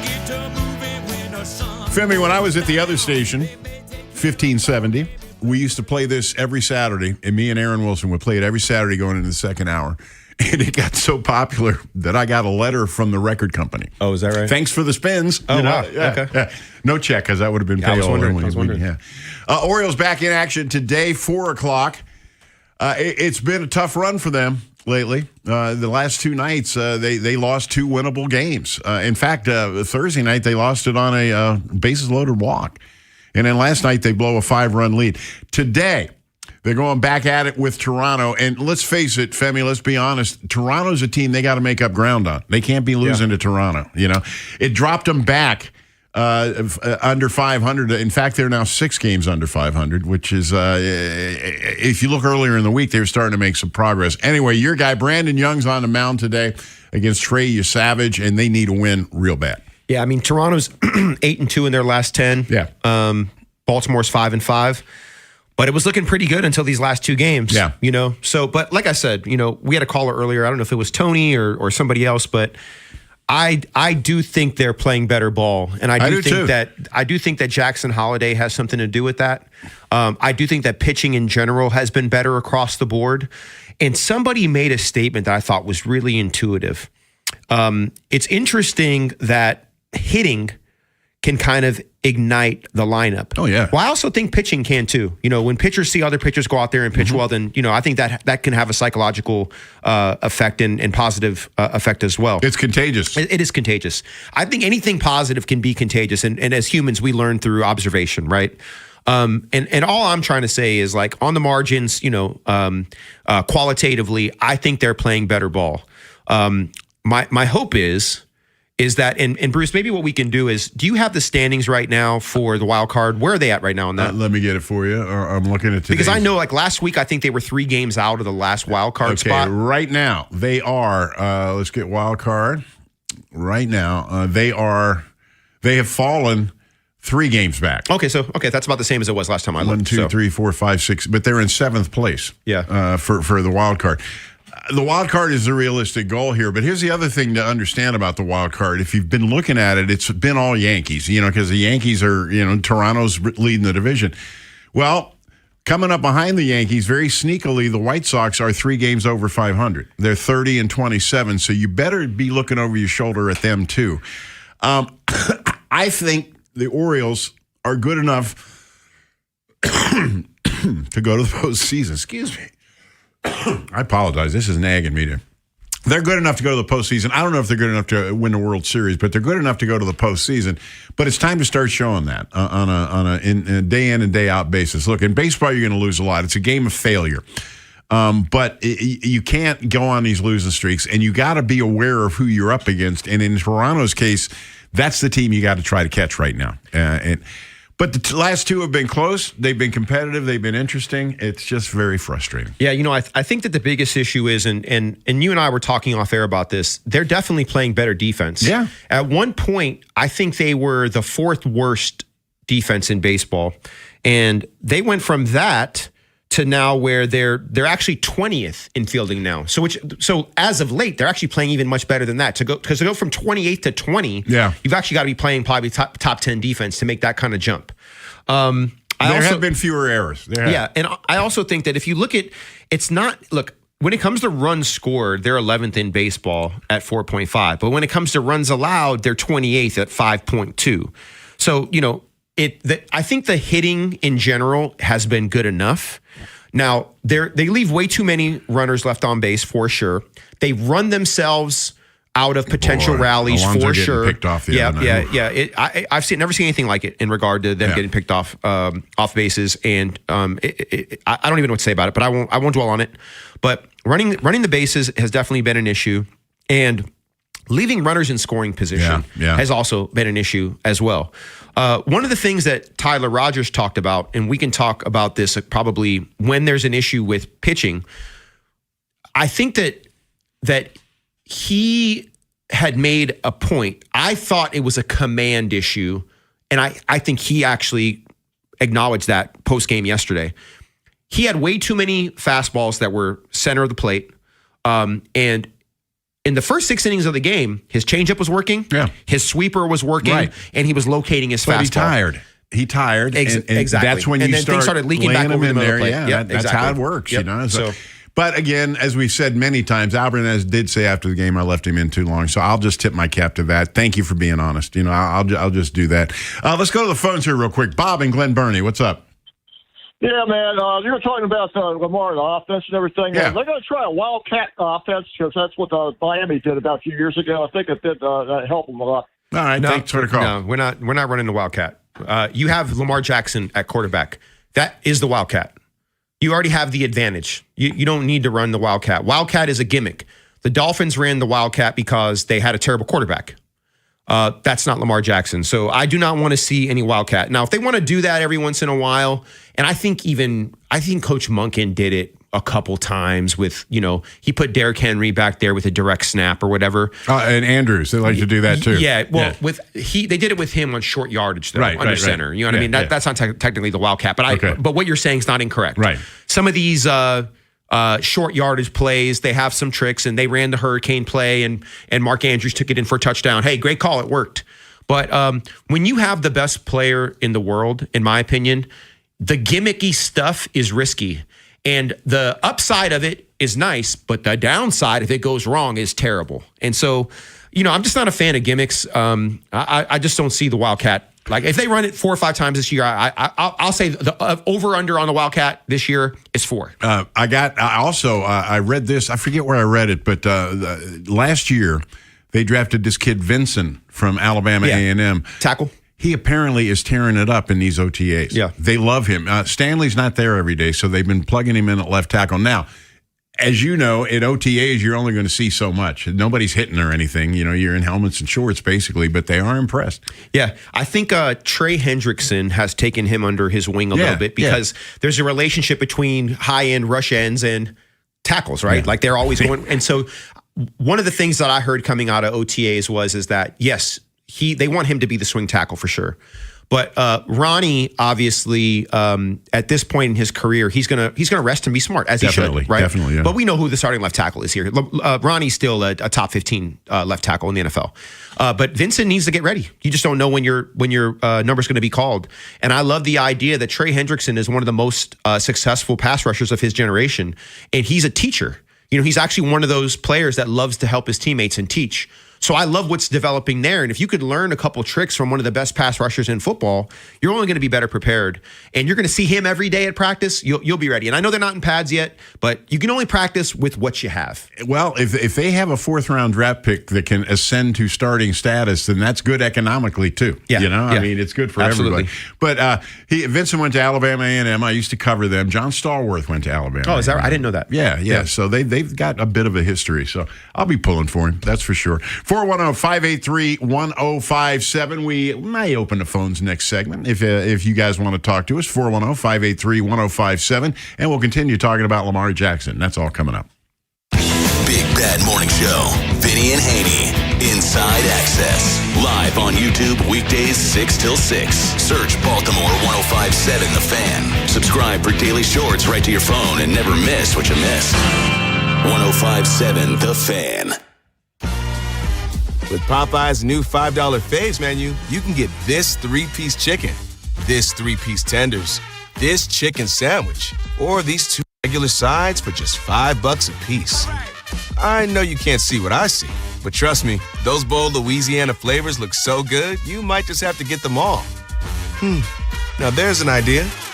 Love that chicken from Popeyes. Limited time at participating U.S. restaurants. Price may vary. Terms apply. Baseball is back, and BetMGM, official partner of Major League Baseball, is bringing the high heat all season long. All season long, you can log into the BetMGM app and receive top-tier promos that put you in the batter's box and up the excitement for America's pastime. Step up to the plate all season with Swing for the Fences, the free-to-play game where every swing could score you rewards. We're talking parlay boost tokens, odds boost tokens, same-game parlay boost, and even bonus spins all season long. And the action doesn't stop there. Get more out of every at-bat and every inning with MLB Same-Game Parlay Boost. Stack your picks and boost your potential payout. Plus, lock in bigger value with MLB Odds Boost Tokens and MLB Parlay Boost Tokens all season long. More boost, more swings, more chances to win. Download the BetMGM app and step up to the plate today. For help, visit mdgamblinghelp.org or call 1-800-GAMBLER. See BetMGM.com for terms. 21 plus only. Maryland only. Existing customer offer. Subject to eligibility requirements. Please play responsibly. In partnership with MGM National Harbor.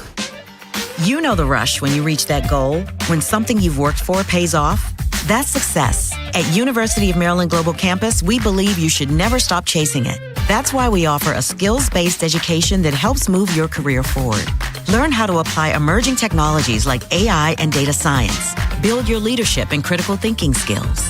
Apply by June 1st and save with no application fee. Learn more at umgc.edu. Certified to operate in Virginia by Chev. This golf season, get fit for clubs with Baltimore County Golf and start improving your game. Plus, Baltimore County Golf gives you more golf with your golf purchase than other retailers. More range credits to practice with your new clubs. More rounds at Greystone and Woodlands to get out on the course. More money back to Advantage cardholders to spend in the golf shop or on lessons with any of our PGA professionals. Visit BaltimoreGolfing.com/getfit to make an appointment and get more golf for your club purchase this season. Get fit and get more with Baltimore County Golf.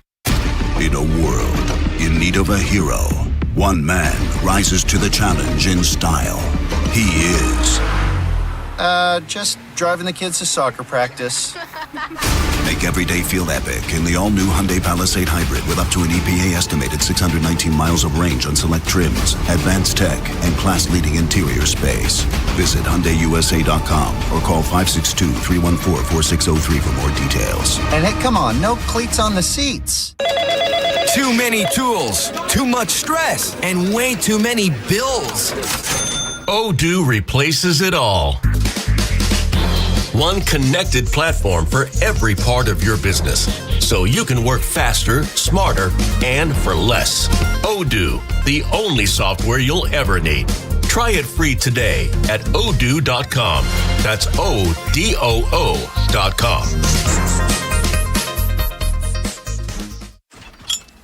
A cool and crisp Modelo tastes good. But you know what tastes even better? That survived the evening rush Modelo. That post-12-hour shift Modelo. That fought for every rebound Modelo. That just clocked out on a Friday Modelo. That Modelo you earned is just better. That Modelo is the mark of a fighter. Drink responsibly. Beer imported by Crown Imports, Chicago, Illinois. Weekends on the Fan. Here's Bruce Cunningham and Femi Ayanbadejo. Billy Ray was a preacher's son. When his daddy would visit, he'd come along. When they gather around the pile talking, that's when Billy would take me walking. Oh, man. I never heard this. I like it. That's Son of a Preacher Man. Dusty Springfield had the big head. Yeah. Let's hear the chorus. The only one who could ever reach me was the son of a preacher. Oh, yeah. The only boy who Okay. That works. Aretha's daughter of a preacher man. Oh, is that right? Reverend C.L. Franklin. You never heard about him? It's this weird story. Nope. When she got famous, somebody broke in his house and assaulted him, and he was in a coma for 8 years. No way. Before he finally passed away. Yeah. Oh, it's man. a crazy story. It's nuts. 410-583-1057. We're going to get back on Lamar, but first let's talk to Justin in Hamilton. What's up, Justin? Good afternoon, gentlemen. Hey, what's up, Justin? I really don't feel like we have two great young players, lefties, and they mess around with them the matchups too much. Like Vasallo hit the home run the other day, then he wasn't in the lineup for 2 days. Yep. Right. And the same thing with Holiday. I really think Holiday is going to live up to the 1-1 status. They just need to stop. Justin, I'm going to tell you something about Holiday. Holiday needs to be in our lineup every day. Yep. I don't care what the matchup is. Vasallo, too, whether he's DHing or catching every day, both of them. But the Orioles pay way too much attention to the lefty-righty matchups, in my opinion. I agree, and they did it with Mayo. He hit a home run. I was at the game the other day. He hit a home run, and then when's Mayo coming up? And then they pinch hit for him, and then they put Vasallo in, and then they took him out after one at bat. So I don't. It's just overdo it. We all know analytics is fine. It's been going around since Earl Weaver, but it's the over. I need baseball, to watch the game and get a feel for it. I agree. Thanks for the call, Justin. I think that's why when Ben McDonald made his comment that it resonated the way it did. I mean, basically what Ben was saying was that analytics don't swing the bat. Remember I made the point about the red elk and the saber-toothed cat? Yes. They don't exist anymore because they specialized themselves out of existence through evolution. They have, like, the things that they lived on that allowed them to excel eventually were the reason that they are no longer on the planet. And I say that tongue-in-cheek to make the point that you can overly think and specialize your way through something to a point where it no longer works anymore. Right. And I think that's what fans in general, like kind of high level, are trying to say, like, hey, these kids are ball players. And if you want them to be good at something, you kind of got to let them do it. Get the reps. I mean, I can't believe that a 21-year-old or a 23-year-old or even a 26-year-old is done evolving, is done improving. You know what I mean? Like, I think that only through exposure to some of these high leverage experiences can you improve. Right. And so you have to, like, at some point, you got to let them go out there and play. You got to let them fail, too. Yep. And learn because failure is a big part of baseball. I mean, you got to learn how to put failure out of your mind and come back. Anyway, let's get back to Lamar. As we were talking last hour, he's got a unique opportunity in his career in that he's got a new head coach. He's got a new offensive coordinator. It's new. And as Femi pointed out, all of this new stuff has new nomenclature that he has to learn and all of that. But on the other hand, his voice and his fingerprints are all over this offense. It means a lot because I feel like I should know what coach is thinking when he's calling certain players on the field. So it should make my job a lot easier. Yeah, I love that. And you know what's crazy is, and I just want to call this out because somebody might call in and say this, and I'm just going to shut it down now. The beauty of coaching and playing in the NFL now is that coaches and players are way more collaborative now. Mm-hmm. And I'm not saying that Coach Monken wasn't collaborative, because I'm sure that he was. Mm-hmm. And I'm not saying that John wasn't collaborative, because he absolutely was. But there were probably some things that are byproducts of their time and their generation, that it is just the way that it was. It just wasn't a bad thing. But when you, in my opinion, have a coach that's the same age as you, and by the way, I had a coach that was younger than me, and his name is Mike McDaniel. And he was an NFL, and now this is before he was an NFL coach. And I knew, let me say that, before he was an NFL head coach. Yeah. I knew he would be a head coach one day. I knew he would be an offensive coordinator one day. I didn't care that he was a few years younger than me because he knew ball. And Lamar's not going to care that Declan is the same age as him because he's learning that Declan knows ball. And him and Declan are going to get down eye to eye, and they're going to chop it up, and they're going to be devastating together because of this relationship. And Lamar is just basically saying, I'm going to take ownership. I'm going to get to know Declan. He's going to get to know me. And we're going to have this communication, the same communication I have with Zay, this sonar. We're going to think it and know it before we even speak it. I think that's the direction they're moving in. All right, as we mentioned, the last time we heard Lamar was after the play, I almost called it a playoff loss, the loss to Pittsburgh that ended last season. And he was asked what his goals for the offseason were coming off of that. Heal up, heal up, because it starts there. Like you said, I was banged up a lot last year. Heal up and just lock in, go back to work. I don't look at it as if I did something wrong with my offseason program last year. I've been doing the same thing each and every year, and I felt like I've gotten better in some aspect, in certain things, so I'm going to keep doing the same thing. His offensive line was better before. I mean, they're the ones that got him hurt last year. He had 4 different injuries below the waist last year, and I never questioned his want to after last year. It blows me away that people do that, especially the people that are in different cities around the country that think that they know because they saw it on the internet or also too, like, they can't show Lamar respect and their own quarterback respect. It's always got to be one is above the other or better than the other. And I'm not going to say any names, but y'all know who you are north of here, and I'll stop there. But what I loved about this is that Lamar spoke to his injuries, and I think we have another clip later that we're going to share. But he was banged up. Yeah. And what really rubs me wrong, once again, it goes back to the idea that these people nationally and some of them locally can't tell the difference between an aging player and a banged up player. And they want to float the conspiracy theory that Lamar has lost a step, that Lamar has done. Accuracy and responsibility have gone out the window and gone. They looking for clicks now. Yeah, headlines. I mean, what? How can we get your attention? That's what matters now. So going after accuracy of some of these reports is almost a waste of time because they're not worried about accuracy. They're just worried about getting your attention. Well, but it also speaks to a level or a lack of commitment to immersing yourself in what's happening locally with the guys that you talk about. Yeah. You know, you take liberties and you talk about these things every day, but you're not actually spending time on them, and you're putting information out into the ether that people actually believe. Yeah. And then they pick it up and then they spin it forward, right? And I think that's the biggest issue. And It truly is. Lamar is process driven. And there are people locally that have literally said that Lamar doesn't work out in the offseason. I've heard them say it. This is a fact. It blows my mind that people say this without cracking a smile. Well, there's video. I mean, I know. Anyway. Hey, one other thing. He did show up. You know, that was in the last couple of years. Sometimes he'd come in, sometimes he didn't. But he has been there pretty regularly this spring, and let's hear why it's important for him to show up. New system. You know, I had to get the terminology down. Knowing what guys are, just watching film and getting out on the field with my guys and knowing what guys going to be with certain routes, certain plays, hearing coach call plays. Everything is new, so I had to be here. Makes sense to me. Yeah, we already talked about that. You know, it comes down to terminology, nomenclature, verbiage. These are all synonymous terms, but the only way to get comfortable with that stuff to make it feel like, you know, Spanish was my minor in college. You know, growing up in California, I consider myself an honorary Mexican. I do. I love Mexican food. I love Mexican culture. My sister, her dad is actually from Mexico City. My dad's from Lagos, Nigeria.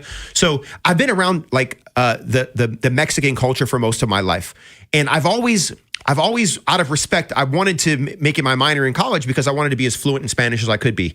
But when you're a native English speaker, what do? You hear a language and you translate it in your mind in English, and then you say the words out in Spanish. Well, guess what? An NFL playbook is the same way. Yeah, whatever language you're used to, yeah. whatever language you're used to is the language that you hear the play, and then you try to process it into the language that you know.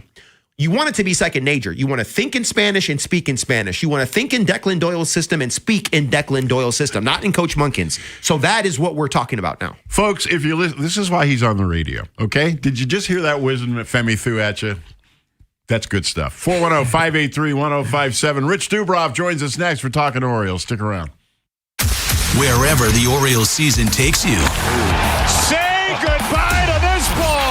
Download the free Odyssey app and hear reactions to all the biggest moments. Download it today and search 1057 The Fan. With more choices and the most Memorial Day savings, drive home your best deal from Dark Cars Toyota of Baltimore. Whether you're upgrading, buying your first car, or just exploring options, Dark Cars has the keys waiting for you.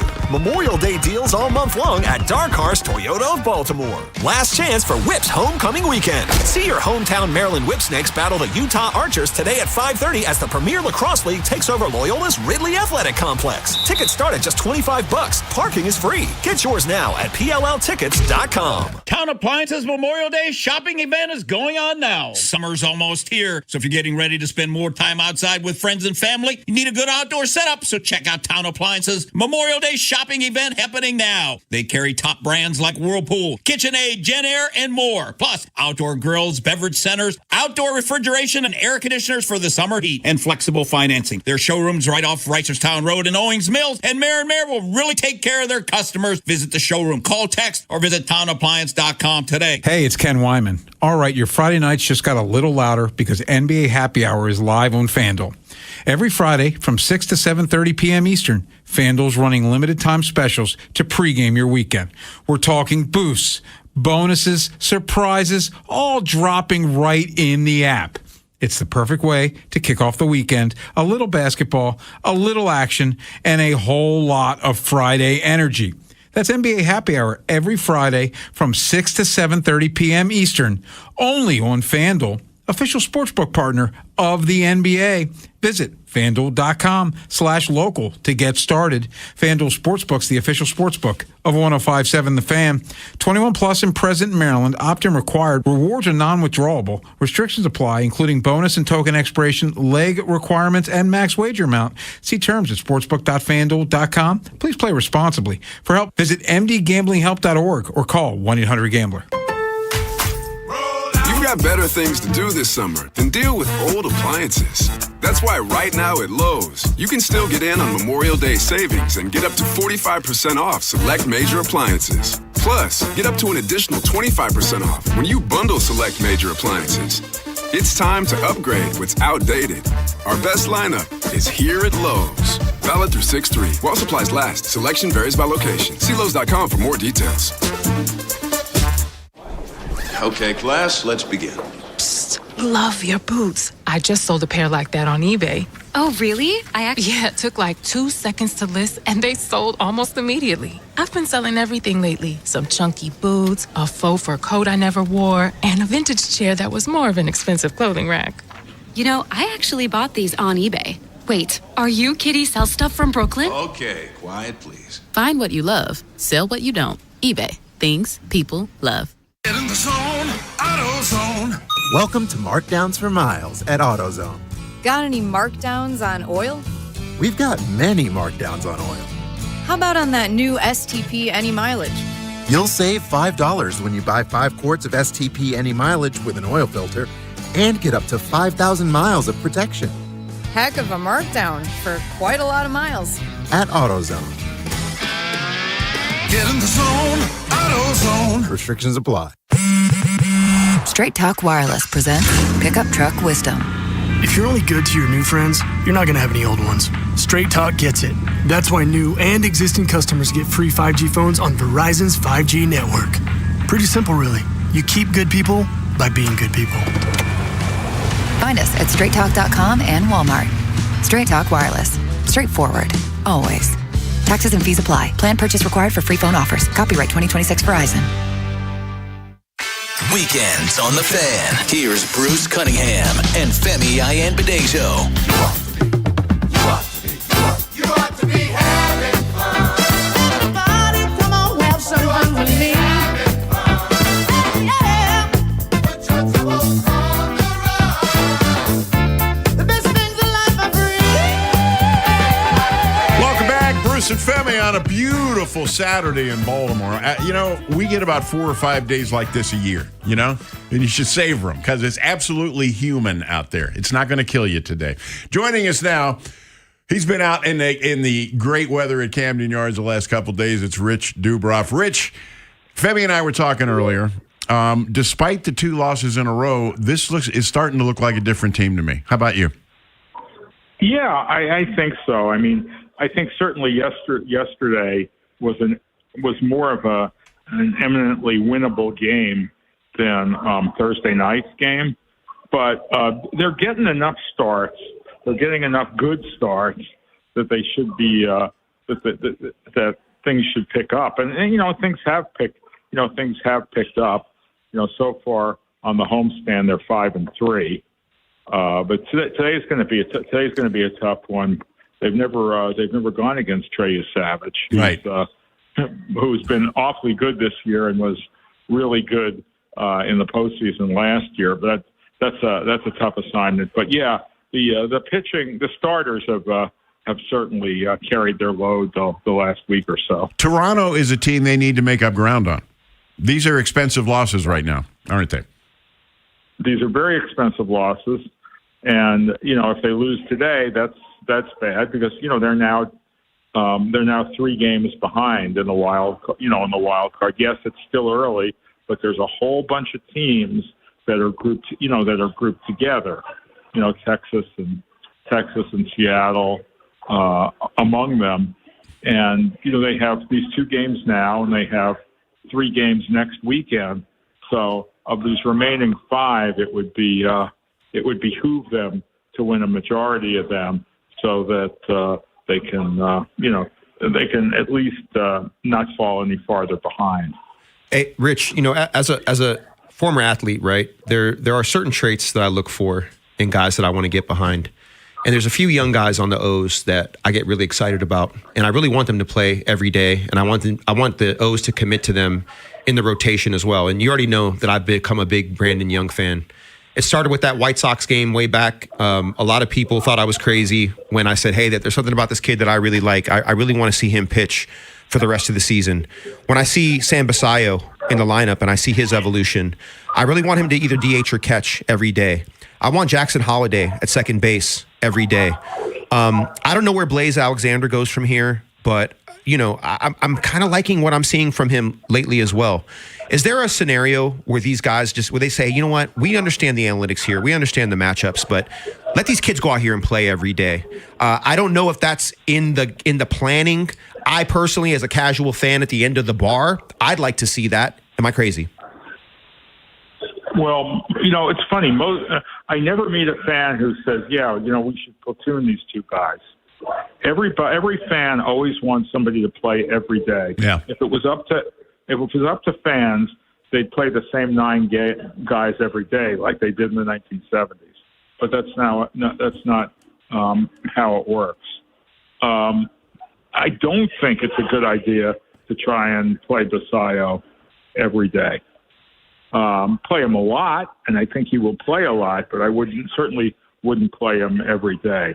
As for Holliday, I think he will be, he's supposed to be an everyday player. He hasn't hit lefties as well as they'd like, but I think that will come. I think, he was the overall number 1 draft choice. He's supposed to play every day. As for Blaze Alexander, I mean, he's best as a fill-in. I mean, he's hot now, but there was a time that he was not hitting at all. And I think overall he's best as a guy who you sprinkle in here and there. He's very valuable. Plays so far. What has he played? 6 positions. Second, short, third, and the 3 outfield positions. So I think that's very valuable, and I think it's best with someone like that you sprinkle in. As for Brandon Young, he's been good at times, and at times they've had some really short starts from him. But let's see what happens when it's going to be a while now for Dean Kramer. When Kramer comes back, that'll be interesting. But who knows? Who knows how the rotation will look? 3 weeks from now. I mean, that's the minimum. We can't. We won't see him until at least June 19th. But if you look at Brandon Young, the start before last, he only went 3 2/3 innings, and that's not. They've got to get more. This will be a good test for him because Blue Jays have obviously a really good lineup. So and the Orioles need a win. I would not. Come again. I think that it's kind of oversimplifying saying, "Oh, let's throw him out there." But there's one guy that you didn't mention that I'd like to see them throw out there more, and that's Cowser. I think with Cowser, he was a top draft pick. He was a top 10 pick, and he's had those 2 great home runs this past week. But he needs to be playing more, I think. But they really are very, very rigid adherents to the left-right thing, and that's it'll take Basayo and Holliday a lot to prove it. I mean, Basayo, we've been seeing a lot of him playing lefties, and Holliday, they're starting to see him play some more against lefties. But those are top prospects. You expect them to play against all types of pitching. Yeah, I mean, I think Brandon Young, I think, has 7 starts. I think they've won 6 out of 7 of those games. I think he's 3-1. His ERA is right around 3.45, something like that. I don't know. Maybe I'm just higher on Brandon Young. I digress. Let's talk about Sam Basallo. I'll tell you what. Yeah. Let's Rich. I really wanted to talk to you about this today. Femi and I hit this earlier, but this week we had shots fired over the bowels of both major league owners and the players' union. Yeah. They have dug the trenches here, haven't they? Yeah, and it's funny because I thought you were probably gonna ask me about it, and it's something that we're going to be talking about, unfortunately, for a very long time. Yeah. And the best thing that people can do right now is enjoy the games, the games on the field, because nothing's going to happen till December. Hopefully there will be negotiations. Hopefully each side will understand that both of them are very, very serious. But, Femi was part of the what I think, unfortunately, is an extremely weak union, the NFL Players Association. And the NFL Players Association has allowed owners to roll over them time and again, like with the 17-game season now. Yeah. Now there's talk of the 18-game season, which is absurd. They didn't get free agency until the 90s, right? Right. Yeah. And if the owners think that the players are going to give up, are going to hand them a salary cap, they're nuts. I think they want to just try and push them to show them, we're really serious. But what I think will happen is they'll go into, they'll delay spring training like they did in 2022. Right. And then all of a sudden, we don't want to lose the season. We really don't want to lose the season. The game has tremendous momentum now. All this garbage I keep reading about, how what the owners want is to get a salary cap so they can increase the values of their franchises. I mean, I've never heard of when's the last time a franchise folded? I mean, they're not missing. Seattle Pilots, I guess, Rich, right? 1969, right. 1970? 1960, right. But we don't have used car dealers like Bud Selig around owning franchises now. I mean, the people who are owning franchises are incredibly wealthy. Yeah. David Rubenstein spent over $1.7 billion, and now he wants a salary cap. I mean, he knew what he was getting into. Can the game survive without it, Rich? Yes, of course. Okay. I mean, I think that I think they may have, they may have more taxes on it. I mean, I'm interested in what Femi said because I criticized his former union. Oh yeah, It didn't miss me. I heard that. What I would say is that you're not completely wrong, but the NFL game is the most popular game in the U.S. Player salaries have quadrupled since 2000. TV and revenue around media is higher than it's ever been. There is a bit more harmony. And yes, would the players want a true 50-50 split? They absolutely would. I think right now it's more like 52-48. I think it can go up to 48.8 with some of these media deals. But the players are getting paid. And let me say this. I speak to NFL players, and I think with the right incentives, they'll be fine with an 18-game schedule.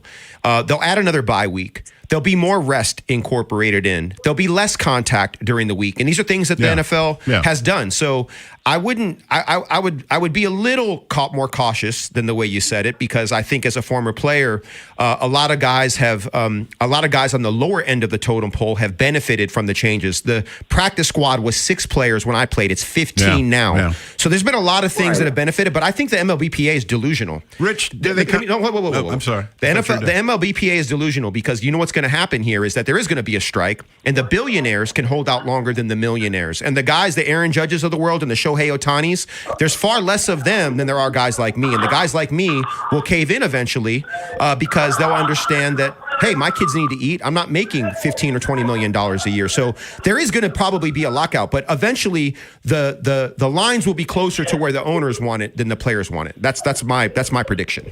Well, you see, you made a good point, which I would have made if we were discussing this in lane, is that there are, in baseball, everybody knows who all the players are.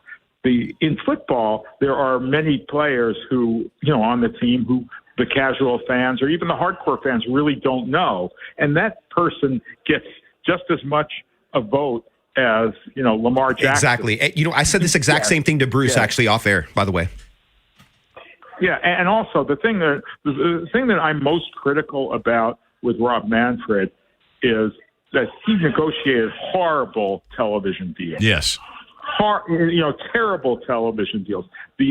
Not only the NFL, but the NBA got great television deals. If you look at and you're looking at the playoffs and you see what a great job Amazon and NBC did with their new NBA deals and how good their presentation is. Well, baseball ought to be ashamed of itself for just giving it all to Fox for all these years. I mean, he negotiated this really long-term deal with Fox, not realizing that the environment was going to change. Yeah. And as a result, that's one of the reasons that the revenues haven't kept up, is because the deals that were negotiated were just so bad. Well, he went completely. We're going to be talking about this for week after week. He completely fell asleep on streaming too. Let's go ahead and make that point. Streaming should have been 5 years ago. They should have been looking at that, and it was too late. Rich, great segment today. I'm glad you were available. We'll talk again next week. Thanks, Rich. Okay, my pleasure. Thank you, guys. All right, there he goes. 410-583-1057. We need to get him in here one day. It's hard because I feel like he and I would have such a great conversation because he doesn't mind coming at me, which I love. Like I enjoy that. I want to do more of that. Well, maybe that's in the future. Yeah. Stick around, everybody. We're going to talk some more Lamar. We're going to hit the phones. It's all coming up next. Stick around. This is VJ Surhoff. You're listening to the best Orioles coverage on Sports Radio 105.7 The Fan. It's Smiles for Miles at Anderson Buick GMC. From Carroll County to Harford County, Anderson Buick GMC gets you to the game. No matter the season, drive a new Buick or GMC and choose from Maryland's largest selection. From Invistas to Acadias, we have the ones you want. And every month is Truck Month at Anderson. Choose from acres of GMC Sierra pickups at 2 convenient Anderson locations. Now that's Smiles for Miles. Woo-hoo! Check out AndersonBuickGMC.com. GMC, we are professional grade. I move mountains for a living. Literally. That means I don't carry hand lotion, and when it comes to serious heartburn, I don't mess around with anything but Rolaids Max Strength. Its dual-active formula has 1,500 milligrams of calcium carbonate and magnesium hydroxide that relieves heartburn fast. And the best part? The roll fits right here in my pocket, so I can get back to moving mountains. Rolaids spells powerful relief. 1,500 milligrams is our highest amount of antacid per tablet. Read each label. Use as directed. Keep out of reach of children. Okay, class, let's begin. Psst, love your boots. I just sold a pair like that on eBay. Oh, really? Yeah, it took like 2 seconds to list, and they sold almost immediately. I've been selling everything lately. Some chunky boots, a faux fur coat I never wore, and a vintage chair that was more of an expensive clothing rack. I actually bought these on eBay. Wait, are you Kitty Sell Stuff from Brooklyn? Okay, quiet, please. Find what you love. Sell what you don't. eBay. Things people love. What if you could have the most reliable fiber-powered Wi-Fi? And get this, what if you could keep it at the same price for 5 years? During the Xfinity Summer Savings Event, now through June 15th, new customers can get our best price on gig Wi-Fi, just $50 a month for 5 years. And get online in minutes with same-day Wi-Fi. It's Wi-Fi that finds and fixes problems before you even notice them, like super intelligent Wi-Fi with a sixth sense. Plus, add one line of Xfinity Mobile Select and you can save an average of $60 a month over Verizon and AT&T. You can even try it free for a year. Lock in your price and unlock the possibilities during the Xfinity Summer Savings Event. Get it now at Xfinity.com. Xfinity. Imagine that. Restrictions apply. Requires paperless billing and auto pay with stored bank account. Taxes and fees extra. Savings based on 1 gig internet and 1 mobile select line compared to similar Verizon and AT&T plans over 5 years. After 12 months, regular rates apply to mobile select. Xfinity internet required. Speeds vary. Use of fiber coaxial cable. You've put in the work to get that first job, moved up the ranks, or started a family. Now it's time to take your success to the next level. At University of Maryland Global Campus, we're here to help you keep that momentum going with educational programs built around real-world, in-demand career skills. We'll teach you how to apply emerging technologies like AI and data science, plus timeless skills like leadership, communication, critical thinking, and more. Affordable, accredited, and online. A UMGC education fits your life so you can keep growing while you keep going. You've succeeded before. Now succeed again. At UMGC, we believe nothing should stand in the way of your next achievement. Not doubt, not your life stage, and especially not an application fee. Just apply by June 1st and we'll waive your application fee. Learn more at umgc.edu. That's umgc.edu. Certified to operate in Virginia by Chev. Great moments in sports. Today, a pitcher is happy if he can pitch a single no-hitter in his entire career. Nolan Ryan, on the other hand, did it a record 7 times, 3 times more than any other pitcher. Lucky number 7 came on May 1st in 1991. The Toronto Blue Jays versus the Texas Rangers. Ryan was 44 at the time. Here comes 44-year-old Nolan Ryan, who still can throw in the 90s. Last time out, he threw over 130 pitches. There was some question as to whether he would take his turn tonight. He didn't warm up well. His shoulder, arm, and back were all sore. He even warned the pitching coach that he didn't think he'll be out there for very long. Despite feeling horrible before the game, things turned around in the first inning, and his pitching was unstoppable. Nolan Ryan here in the 9th inning, looking for a career 7th no-hitter. That's it! Number 7 is in the books. The remarkable Ryan has done it again. His teammates hoisted him on their shoulders and carried him off the field. Nolan had just made baseball history. Weekends on the Fan. Here's Bruce Cunningham and Femi Ayanbadejo. In a place you only dream of, where your soul is always free. Welcome back. Pages, golden curtains fill. Bruce and Femi on a beautiful Saturday in Baltimore. 410-583-1057. We're going to wrap up this series of conversations we've had about Lamar Jackson. Anybody that watched the Ravens last year, Femi, knows how beat up he got, and he addressed that, those nagging injuries last season. I believe Detroit game, because if you guys watched the game, I got caught by a lineman. I couldn't really burst Detroit game, but I didn't know what it was. I just thought it was just something just nagging until we played the Chiefs, and I tried to do a move. I just felt my hamstring just like, I can't even describe it to you this year. Like, it's crazy. But when it happened, but I felt like Detroit, it was the start of it, Detroit. You said to me that you can't believe the number of fans that say he wasn't hurt or that he's dogging it. Yeah. What's crazy is so he took the hardest hit I've ever seen him take by Ed Oliver in the Buffalo game. Yeah. And I take Lamar at his word, but I also think that as an athlete, and obviously human performance is one of my areas of expertise, you can take a hit and it can have a lingering effect, and you may not realize that was the hit that compromised you, but the next hit is the one that breaks you. You know what I mean? So Lamar saying that it happened in the Detroit game, cool. I believe that, but I also think it's a cumulative thing as well. So there's no argument there. The fact of the matter is he was banged up. And he got hit in the pocket too much. Yeah, and he never talked about it during the season. You know what I mean? And because he didn't talk about it and he didn't play his violin during the season and whine and complain, because one, he doesn't want people to know, and two, it's just not who he is. Yeah.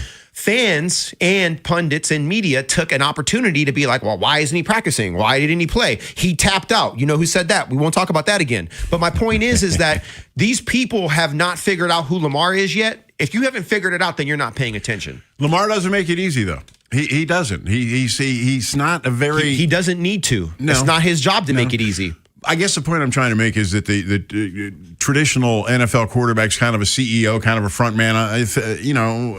smiling, Bruce, always saying the right you thing. say this all the time. I'm never going to give in to this. It's not his job to make No, their I job agree. easy. I agree. He does not need to go out there and whine and complain about why he's hurt or why he's banged up. And if people want to spin that negatively, that's a them problem. That's not a Lamar problem. Okay, I wasn't really talking about it. I was kind of trying to defend him there. You were? That's not what it sounded like to me. Okay, let me try it again. No, let's not.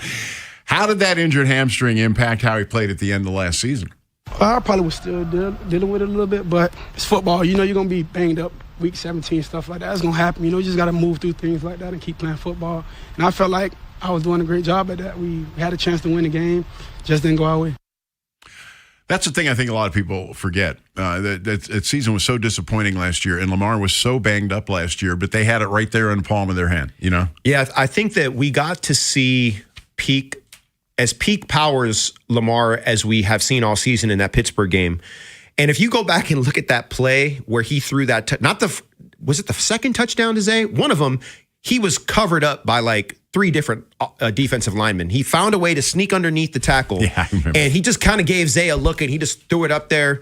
And it was pretty magical. You know, it was Lamar, like A-level superpower type stuff. And I think he was just kind of starting to feel good again. And I think, Bruce, you and I talked about this before. He had his longest run of the season in that game. But guess what? It got called back because Tyler Linderbaum grabbed the shoulder pad of a guy. And Lamar was already past him. He didn't even need to do it. That actually had kind of an effect on the outcome of the game. Now, Kyle Hamilton got knocked out of the game by Alohi Gilman, which really changed the game. Definitely. But I do think that, once again, Lamar is not going to talk about this stuff during the season. And it's so awesome to kind of, and I say awesome, that's probably not the right word to use, but what we knew was confirmed this week. Yeah. Like, we knew he was banged up. We knew that he was dealing with some stuff. And now he's just confirming it for us. So I believe Lamar will get back to Lamar type stuff, Lamar type abilities, which he displayed up until that Detroit game. One last thing. Florio, who you were criticizing a little while ago. My favorite guy. Well, there's not many, but Florio does lead a group that's saying maybe the injuries are starting to hurt Lamar's career. Let's see. That's one once in a lifetime thing that happened last year. You know, people need to enjoy great things when it's happening. Don't try to prepare for when things don't go his way. You know, that's what I feel. Just enjoy it. Yeah, you know, I love that Lamar can kind of speak vaguely, and this probably goes to the point that you're making. I just love the fact that he's willing to lean into things sometimes, because knowing who he is, I don't expect much in regard to transparency and vulnerability. He gives it when he wants to, but it's usually off the field in the things that he enjoys in regard to his religious beliefs and kids and family. That's when he's his most vulnerable. And looking back at his experiences, when it comes to football, he's very guarded because of how criticized he is, right? Yeah. And so for me, Chris Sims did the most ultimate smackdown of Mike Florio this week. And Mike was trying to gaslight Chris. And Chris said, Lamar is 29. And then Florio brought up Joe Flacco. First of all, you can't compare Lamar Jackson and Joe Flacco. That's the first mistake. No. And then he said, well, when Joe turned 33, the Ravens moved on. Well, they moved on because they had Lamar Jackson. Joe Flacco was still playing good football in the NFL. Yeah. This is because of Lamar. This had nothing to do with Joe being too old to play. Joe knew it too. Well, the funny thing is that Mike Florio created the argument that like shut down his whole point and threw it at Chris. And then when Chris didn't take the bait, Mike tried to say, oh, don't let Ravens fans manipulate you. And Chris was like, hold up, dude. Let's be careful here. We're talking about one of the most generational players in NFL history. Yeah. We're talking about a guy that does things that no one else does. And I appreciated Chris doing that, because I feel like lately Mike has been dragging Chris into the deep end and trying to drown him down there figuratively with some of the things that he's been saying. And Chris hasn't put up much of a fight lately, but the other day he put up quite a good fight, and I love that he did. Mike Florio is an attorney who follows the NFL, and he started a website and somehow got NBC to buy it from him. And part of the deal was that they're going to use him on Sunday Night Football. He's a clown. Yeah, I think that Mike has never coached football. No. As far as I know. Now, you don't need to play football to talk football, but he's never played football as far as I know. And he has no affiliation with the NFL. He's not an agent either, as far as I know. He started a website and talked NBC into buying it. What's crazy to me, though, is the way that he stands on business with his chest out, 10 toes down, as if he knows something we don't know. He's privy to something. He's never been in a locker room. He does not talk to players in locker rooms. I do not know how he's so confident with the things that he puts out there, because it's rooted in clickbait and false narratives, and he never gives Lamar the benefit of the doubt. Ever. Anytime that he tries to be objective, it's the worst case scenario. This is what he does, and he wonders why Ravens fans dislike him, because he's disingenuous. And the other thing I'll say is this. Lamar Jackson has plenty of counsel and access to data and business intelligence on contracts. He does not need help from Mike Florio or an agent to get his deal done. Sorry, go ahead. There it is. Coming up next hour, Ali Danwa is going to join us here in the studio. We're going to have a lot of fun with him because he lost a bet to Femi about the NBA playoffs. So we'll get into those NBA playoffs pretty deeply. In the meantime, I got plenty of calls. We're going to get to them next. 410-583-1057. Big Bad Morning Show. Vinny and Haynie. Inside Access. Live on YouTube weekdays 6 till 6. Subscribe for daily shorts right to your phone and never miss what you missed. 1057 The Fan. For all 1057 The Fan station contest rules, please visit 1057thefan.com. For 80 years, people have gone to Lincoln Tech to get serious about their future. If you're ready to learn by doing, develop real skills, and plan for a rewarding career, Lincoln's Columbia campus has your back in training that means business. Classes start this month in fields like automotive service, electrical, HVAC, welding, and medical assisting. Lincoln Tech, your place, your time, your future. Visit lincolntech.edu to schedule a campus tour. That's lincolntech.edu. This deer season, John Deere wants to give you the home field advantage. We're bringing you the best offers of the season, whether that's cash off on select new machines or a shot at the ultimate Major League Baseball prize package. Because right now, you can enter for a chance to win an MLB All-Star experience for you and 3 friends, complete with travel and lodging for All-Star Week this July. Deer season is going on now through June 3rd. Visit johndeere.com/deer season to enter and view the offers and complete contest rules. Major League Baseball trademarks used with permission. I need a little ranch, step to the ranch, come on, meet me at the ranch. Introducing the new Chick-fil-A Jalapeno Ranch Club Sandwich. With that juicy Chick-fil-A chicken on a buttermilk ranch bun, jalapeno ranch sauce, and pickled jalapenos, it's a little ranch with a lot of kick. The new Chick-fil-A Jalapeno Ranch Club with original spicy or grilled filet. Available for a limited time only. Order ahead on the Chick-fil-A app. I built this business the old-fashioned way. Hard work and a whole lot of spreadsheets. Yeah, about that, I upgraded us to Odoo. Odoo puts everything we need, sales, inventory, accounting, on one connected platform. No more juggling systems, no more headaches. So it all works together? Exactly. Odoo is the all-in-one business software that makes running and passing on a business easier than ever. Take your business into the next generation. Try Odoo free at odoo.com. That's ODOO.com. My name is Dale Pazinski. I'm 19 years old, and this is how I live united. I've always been kind of a computer geek, and I found a way to use those skills to help the homeless in my community. For people facing hard times, computer skills and a basic resume are so important. It may seem like a small thing, but it makes a huge difference in people's lives.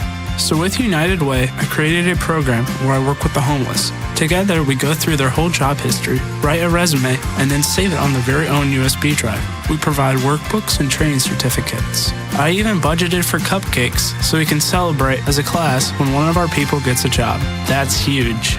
When somebody says, "Hey man, that job that you helped me apply for, I got it." That's what living united feels like to me. My name is Dale Pazinski. I help people achieve financial independence. So I don't just wear the shirt, I live it. Give, advocate, volunteer, Live United. Go to liveunited.org. Brought to you by United Way and the Ad Council. People are always talking about the stock market. Always looking to invest in a good opportunity. Something with the potential to grow. So what if you could invest in the future? The future of kids. Like a stock. Not the kind of stock where you invest to make money, but a stock for a social change. A whole new kind of investment called Better Futures. When you invest, it helps students like me go to college. which ends up making the future better for everybody. I could be the first college graduate in my family, the first district attorney from my neighborhood. And if I'm the first, then maybe there will be a second and a third. This can really be the start of something. My name is Charles, and I'm your dividend. Invest in better futures with UNCF. Visit uncf.org/invest. A mind is a terrible thing to waste, but a wonderful thing to invest in. A public service announcement brought to you by UNCF and the Ad Council. Great moments in sports. Emmitt Smith is a retired NFL player who held the position of running back for 15 years and is widely considered one of the greatest running backs in history. During his career on October 27, 2002 to be exact, he became the NFL's all-time rushing leader with, at the time, 18,355 yards. 2nd and 7.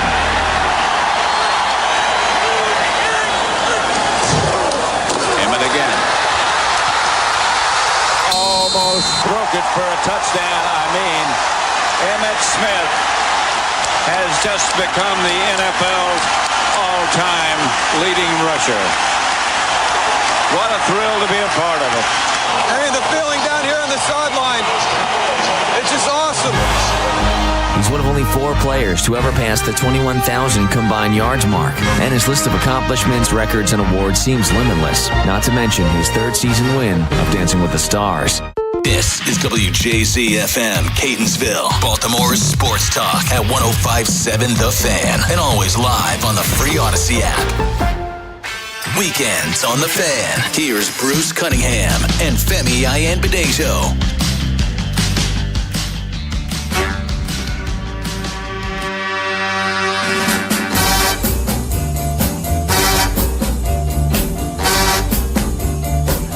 Welcome back, Bruce and Femi, on a beautiful Saturday here in Baltimore. Orioles taking on Toronto again today at 4:05. We just heard from Rich Dubroff last hour. Let's go straight to the phones. Chris in Parkville, you've been holding a while. What's up?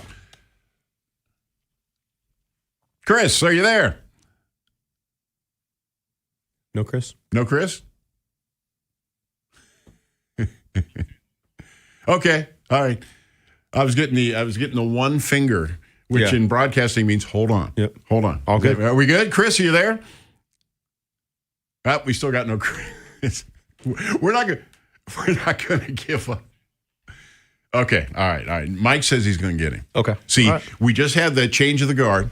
You know, Aaron came in and tapped out, and Mike tapped in. So Mike's getting the lay of the land, feeling out the studio, figuring out what we can do. But like I said, 4:05. And we'll see what happens. We will see what happens. Ali Danwall is coming in this hour to talk NBA. We got a Game 7 tonight, and I saw a stat that was interesting. There have been 5 Game 7s in this year's playoffs, and that ties a record. Yeah, I think what's interesting is how many road teams have been winning Game 7s lately. I mean, there was a time when that was a death sentence. Yeah. You know, no road teams won Game 7s. And I think that, I didn't plan on going to that right away, but NBA Game 7 wins by road teams. I think it's exponentially higher than it had been in recent history. And so, so in NBA playoff history, road teams are historically 42-117 in Game 7s, winning just 26.4% of the time. The odds are even steeper in the NBA Finals. So let's see here. It says only 4 teams have won a championship on the road in a winner-take-all Game 7. 2016, Cleveland Cavs at Golden State. 1978, Washington Bullets at Seattle. 1974, Celtics at Milwaukee. And the 69 Boston Celtics at the LA Lakers. So this is NBA Finals, though. This does not give me... Let's see, the most memorable road Game 7 wins. 2026 first round, Philadelphia 76ers completed a 3-1 series comeback against the Celtics. Yeah. 2026, look at this, 2026, again, the Cleveland Cavaliers defeated the top-seeded Detroit Pistons on the road to advance. 2023 Eastern Conference Finals, Heat over Celtics. 2022 Eastern Conference Finals, Celtics defeated the Heat on the road. And then 2023 Golden State Warriors defeated the Kings. So lately it's been happening quite a bit. But up until... I love a Game 7. I love a I'm Game all 7 about too. that. But for road teams though, man. Chris in Parkville, I think we got it straightened out. What's going on? Gentlemen. Success. Yes, it's worth the wait. You guys are money. You're my favorite new team on radio. Oh, thanks. Appreciate that, Chris. I just got two things real quick. I don't want to be long-winded. Femi, I love what you said, the way you articulated with Lamar, and a lot of people thinking, the distinction between he's long in the tooth or he's playing injured. You're in the know. You've been there. You've been in the locker room. You've been on the gridiron. And I appreciate that. Yeah, appreciate that. And as far as both of you, I believe I concur with both of you guys. We're talking about Jackson Holiday. He's in the infancy of his career. And in the short time he's been back, look at how he's done. You play that guy every game. Well, he's a 1-1. Number one overall pick. He's starting to look like one. It took him a little while, Yeah, absolutely. It's an investment. You need to invest time, not only money. And you put him out there. And there's muscle memory, but there's also mental conditioning and everything. And I can't articulate. It's called resilience. It's called resilience. You're tapping right into it. Resilience is built by experience. Absolutely. Yep. All right. Absolutely. Thanks, Chris. We appreciate it. We appreciate the call. 410-583-1057. Mitch in New Jersey. What's going on? Hey, how we doing, guys? What's up, Mitch? I think we're going to have a classic, great Game 7. I was giving to Oklahoma all of his when Rihanna being a superstar. Let's give some credit to SGA, 2 MVPs, best guy the Clippers ever drafted. I think he's a Hall of Famer that has to hurry year by year. Because the only other Hall of Famer they ever drafted was Tony Gwynn. And thanks for taking my call. All right, thanks, Mitch. Yeah. I mean, I always forget that SGA, he ended up in OKC through a trade, right? Yeah. That's wild. Yeah. And OKC is stacked. You know what I mean? They're going to be stacked for a long time. Well, by the way, I can't wait to hear what Ali says. I know I'm pointing over to Air. He's not there yet. For those of you that can't see on YouTube, I started pointing and Bruce looked over there like, wait, where are you pointing at? We've had a lot happening in the studio today, by the way. Yeah. So I don't mind. Bruce is vigilant and he's on high alert. But look, I've made this point of Game 7s and road teams winning. I don't think tonight's going to be one of those nights. Well, Ali, we'll debate that with you. Okay. And how much time do we have before our next break? Well, just a couple minutes. Let's go. Let's take another call. Let's get to Andrew in Baltimore. Andrew, what's up? Hey guys, how you doing? Hey, Andrew. Earlier in the show, Femi was praising Lamar for, I guess, for some charity work, washing children's feet and some other teammates on an off day. And I wanted to share the same sort of praise on Femi for something about 25 years ago. And Femi, maybe you remember a time when you trained at Olympus Gym on Dolefield Road in Owings Mills. Yeah, for sure. You were training or associated with somebody who, at the same time, was a personal trainer for my mom. She took me to the gym after school one day. I was about 13 at the time. You signed a couple of things for me. And this is right after Super Bowl 35. And, when you're 13 years old, you don't appreciate that for anything more than a professional athlete on your favorite team signing an autograph. But you talking about Lamar reminded me of an appreciation for what that really is. When you're a professional athlete and you're working out, you're not really working out. You're working. You're on the clock. Putting in work, yeah. And that, you took probably 10, maybe 15 minutes, as I remember, just chatting to me about football. Because at the time I was coming up on high school, but played competitively in the the Pop Warner football leagues and was real into it, although baseball was my first sport. But, you talked to me for 15 minutes, and that was just a really first-class thing for somebody, a professional athlete, to stop what they're doing, stop working, and talk with just like a young kid at the time. That was just first class. That's cool. No, I appreciate Thanks, you Andrew. calling that. Yeah. Bruce, I make it a point. It's a very conscious thing that I recognize that when I talk to kids, I may be the first and only professional athlete they ever meet. That's good. Seeing my Super Bowl ring, maybe the only ring they ever hold and see and touch and get a picture with. I'm part of a brotherhood, and I represent all the guys that I have played with, played against, and are in the league now and will be in the league in the future. And I love the opportunity to be an ambassador, and that when they think of those guys on TV, that they think of me, and I want it to be a positive experience. And I do that very consciously. I always have. And and I always know that when you send that out, every once in a while, it's circuitous, but it comes back to you. Yeah. And it's coming back to me now. Yeah. And I'm so happy that I made that impression on him, because I just always wanted somebody to do that for me when I was a kid. And guess who did that for me? Who? Brent Jones did that. He came to a practice when I was at Cabrillo Community College, and Ronnie Lott as well. They're the first two NFL guys that I ever met. And they came to a junior college practice in Aptos, California, in Santa Cruz County. They drove over the hill from San Francisco, and maybe their facility was maybe it was in Santa Clara or something, but that's not an easy drive. That's 4 hours out of their day to come talk to a bunch of kids that are at a community college. And I always remembered that, and I always I didn't know I would end up in the NFL, but I always thought if I make it, I'm going to do what Ronnie and Brent Jones did for me. For kids when I have an opportunity to do so. So that was really cool. And you just got evidence. Yeah, it was great. It is great. Awesome. That's for sure. Yep. All right, coming up, 410-583-1057. We're going to take a couple of calls. We're getting ready for Ali Danwa to join us at 2:30. Stick around. It's all ahead. This is the Fan, baby. Big Bad Morning Show. Vinny and Haynie. Inside Access. Live on YouTube weekdays 6 till 6. Search Baltimore 1057 The Fan. Subscribe for daily shorts right to your phone and never miss what you missed. The Fan. This weekend only at Old Navy, get 50% off all men's styles, plus 60% off all swimwear for the fam. Yep, 50% off all men's styles, plus 60% off all swimwear. Hurry in this Saturday and Sunday only at Old Navy. Valid 5/30 and 31. Exclusions apply. See stores for details. No way. Gas prices shot up again. I know, but I got us covered.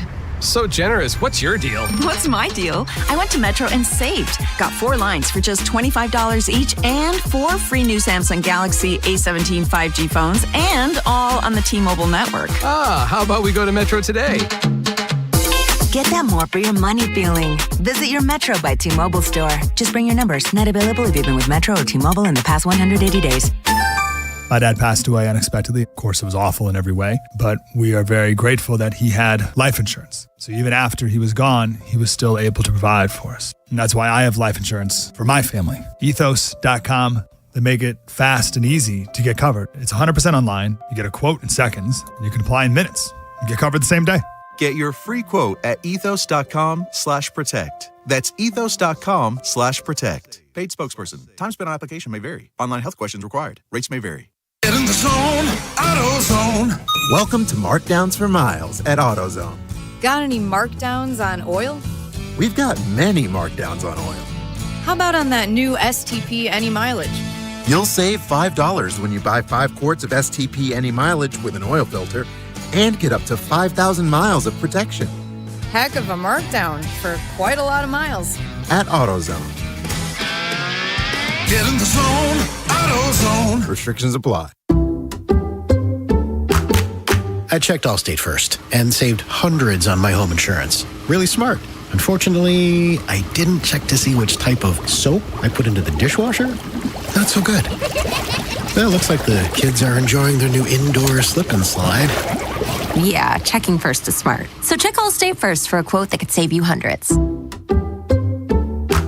Not available in every state. Potential savings vary. Terms apply. Allstate Vehicle and Property Insurance Company and affiliates, Northbrook, Illinois. Finding great candidates to hire can be like, well, trying to find a needle in a haystack, but not with ZipRecruiter. Its powerful technology actively finds and invites qualified candidates to apply to your job. So while other companies might deliver a lot of hay, ZipRecruiter finds you the needle in the haystack. See why 4 out of 5 employers who post a job on ZipRecruiter get a quality candidate within the first day.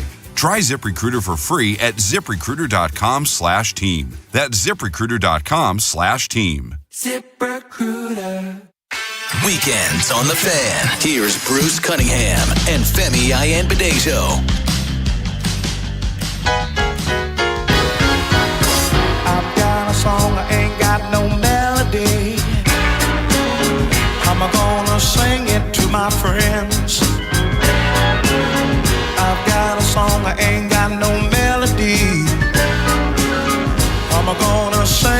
my friend. We'll go round and circle. Welcome back, Bruce and Femi on a Saturday. Want to remind you, Mike Popovic takes over at 3 o'clock, and he takes you up into the evening hours. So lock it in all afternoon long here on 105.7 The Fan. I don't know if you saw this, Femi, but I just saw an item in the banner, and I love the banner, by the way. They do such a good job. Matabike is back in the paper. It says here, ask again for an update after Wednesday's practice. Mentor again deferred to Matabike, who's not spoken to reporters. But Mentor acknowledged that Matabike remains active around the facility and doing, quote, certain parts of the team's off-season program. Yep, I'm aware. Yeah. You've been talking about this for weeks now. Yep. I've been saying that I believe he's going to come back. He's going to give it a go. There's going to be hurdles he's got to get over from a health perspective, but those hurdles will present themselves in time, and it'll go from doing stuff full speed drill work. Eventually, he'll get in on individual practice stuff with the interior defensive lineman. That'll progress to probably non-padded practices, full speed running, and then eventually he'll put the pads and the helmet on, and he'll have to test that neck out.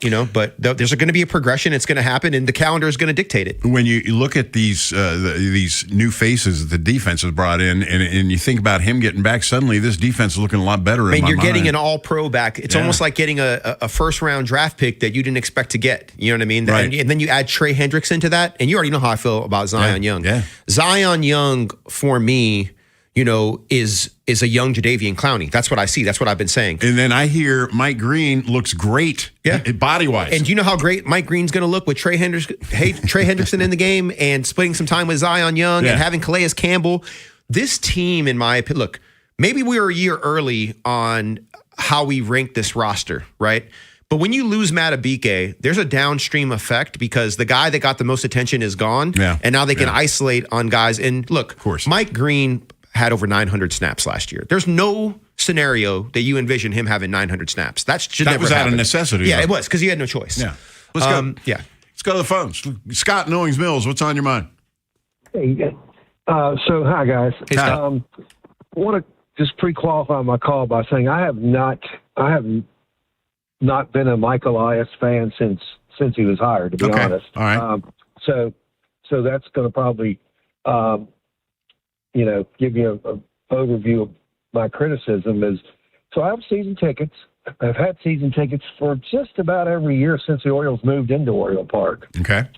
And that's not cheap. No, they're not. You spend money. Not a complete full season, but a partial plan that I get to a lot of games. And I've finally been able to, in my career, now that I'm retired, to be able to afford to sit in decent seats, which for me is right behind home plate. Yeah. And I sit close to Elias when he's there, and he's there alive. And he does not sit in the owner's box, at least when I've seen he's in a regular seat. Yeah.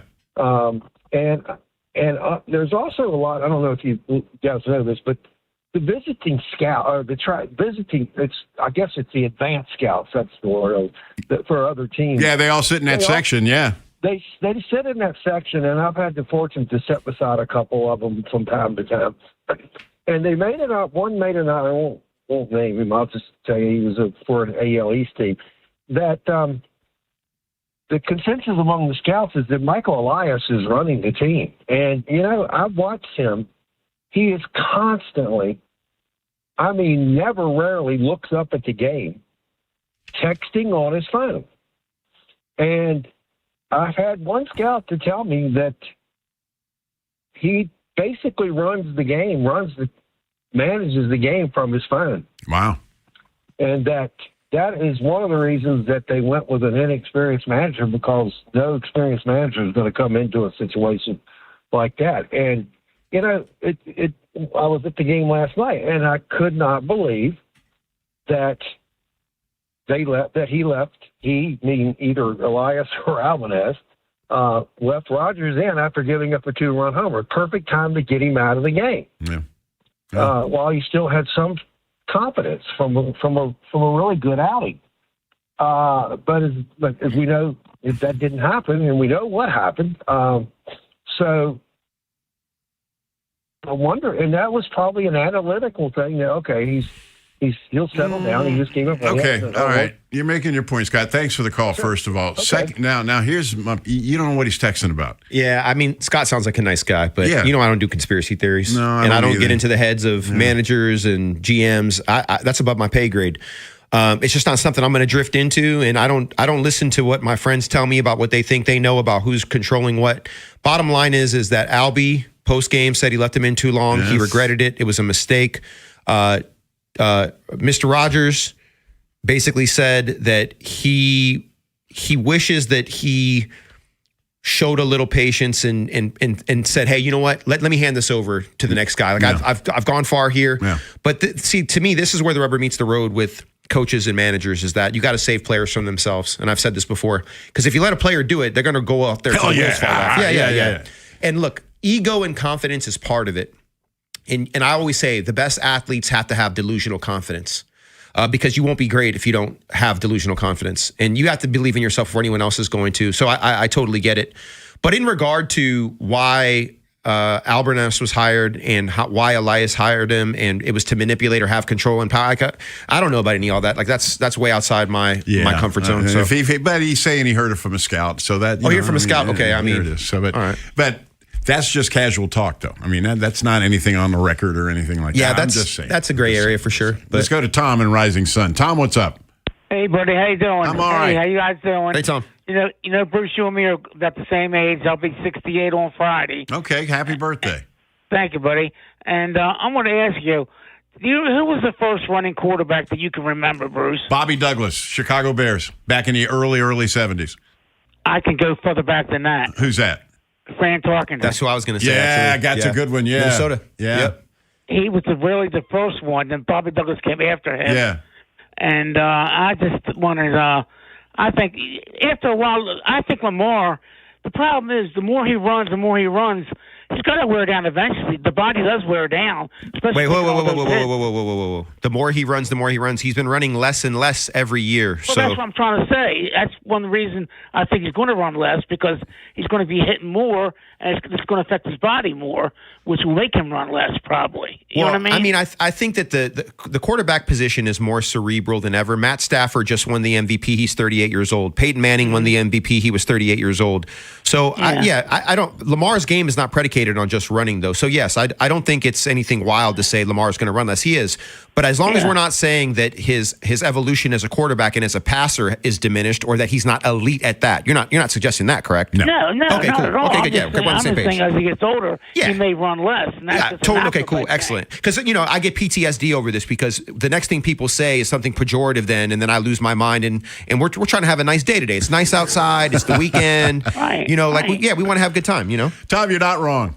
Yeah, you're not wrong. You're not wrong. You're not wrong at all. Thanks for the call, man. Guys. Good to hear from you. One. All right.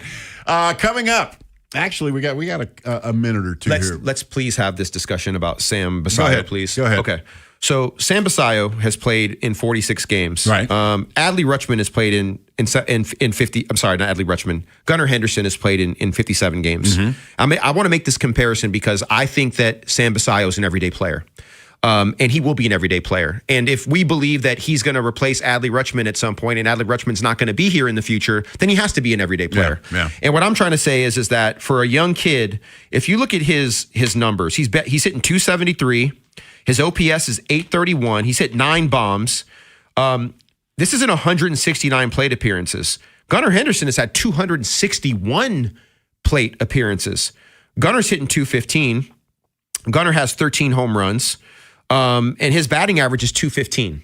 And look, I think Gunner's a heck of a baseball player, and I think his best days are in front of him for sure. And that 215 is not permanent. Absolutely not. Yeah. I think Gunner's going to be great. And I'm only making the comparison because I think Sam Basayo should be playing every day. I'm going to stand on this. I've watched enough games, in my opinion. I've watched what he's done. Is he 22? Is Sam Basayo 22? He's 21, He's 21 years old. So, but just factor this in, because you have an open mind. Factor in that he's playing a very physically demanding position.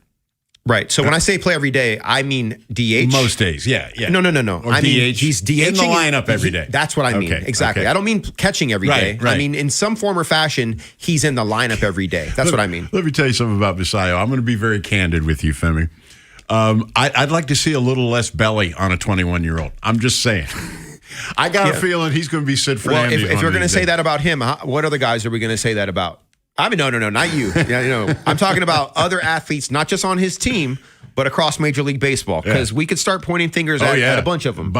Yeah, that's for sure. But my point is I think he's a talent, and I think this goes back to the point that I've been trying to make, is that there's certain guys that are cornerstones of this 2026 team that should be out there every day. And when I say out there every day, I mean either DHing or catching. In the lineup. In the lineup. Thank you very much. Right. He needs to be in the lineup every day. All right, the fun's about to start. We're going to talk some NBA with Ali Danwa. He's here in the studio, and you lost a bet to Femi, and we're going to bring that up. So stick around, everybody. That's next. If you're thinking about it, every day, we're talking about it. That's what I'm talking about. 105.7 The Fan.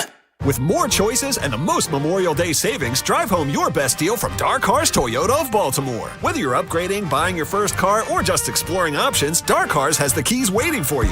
Memorial Day deals all month long at Dark Cars Toyota of Baltimore. This golf season, get fit for clubs with Baltimore County Golf and start improving your game. Plus, Baltimore County Golf gives you more golf with your golf purchase than other retailers. More range credits to practice with your new clubs. More rounds at Greystone and Woodlands to get out on the course. More money back to Advantage cardholders to spend in the golf shop or on lessons with any of our PGA professionals. Visit BaltimoreGolfing.com/getfit to make an appointment and get more golf for your club purchase this season. Get fit and get more with Baltimore County Golf. Man, I love this place. I've been surfing here since I was a kid. Now, seeing my grandson out on the water, it means everything to me. Watching him and taking in the blue waves, the sea breeze, the blurry horizon? If you have geographic atrophy, or GA, subtle changes in vision could mean it's progressing toward irreversible vision loss. Izervay is proven to slow GA progression and could help preserve your vision for longer, so you may keep seeing the world around you. Izervay, or avacincaptad pegol, is an eye injection. Don't take it if you have an infection or active swelling in or around your eye. Izervay can cause eye infection, retinal detachment, or increased risk of wet AMD. Izervay may cause blood in the white of the eye, blurred vision, or a temporary increase in eye pressure. Do not drive or use machinery until vision has recovered after an eye injection or exam. Ask your retina specialist how you can slow your GA with Izervay. To learn more, call 1-855-IZERVAY or go to izervay.com. Paid for by Astellas Pharma. With the new My Lowe's Pro Rewards American Express card, earn 3 points per dollar spent on Lowe's qualifying purchases for the first 6 months after card account opening. Plus, save 5% every day on eligible purchases at Lowe's and earn points on eligible purchases everywhere else Amex is accepted. Card members get more at Lowe's. Subject to credit approval. 5% can't be combined with any other offer. Exclusions and restrictions apply. Points subject to loyalty terms at Lowe's.com/terms and credit reward terms at Synchrony.com/MLPRA-terms. Visit Lowe's.com/business credit. Weekends on The Fan. Here's Bruce Cunningham and Femi Ayanbadejo.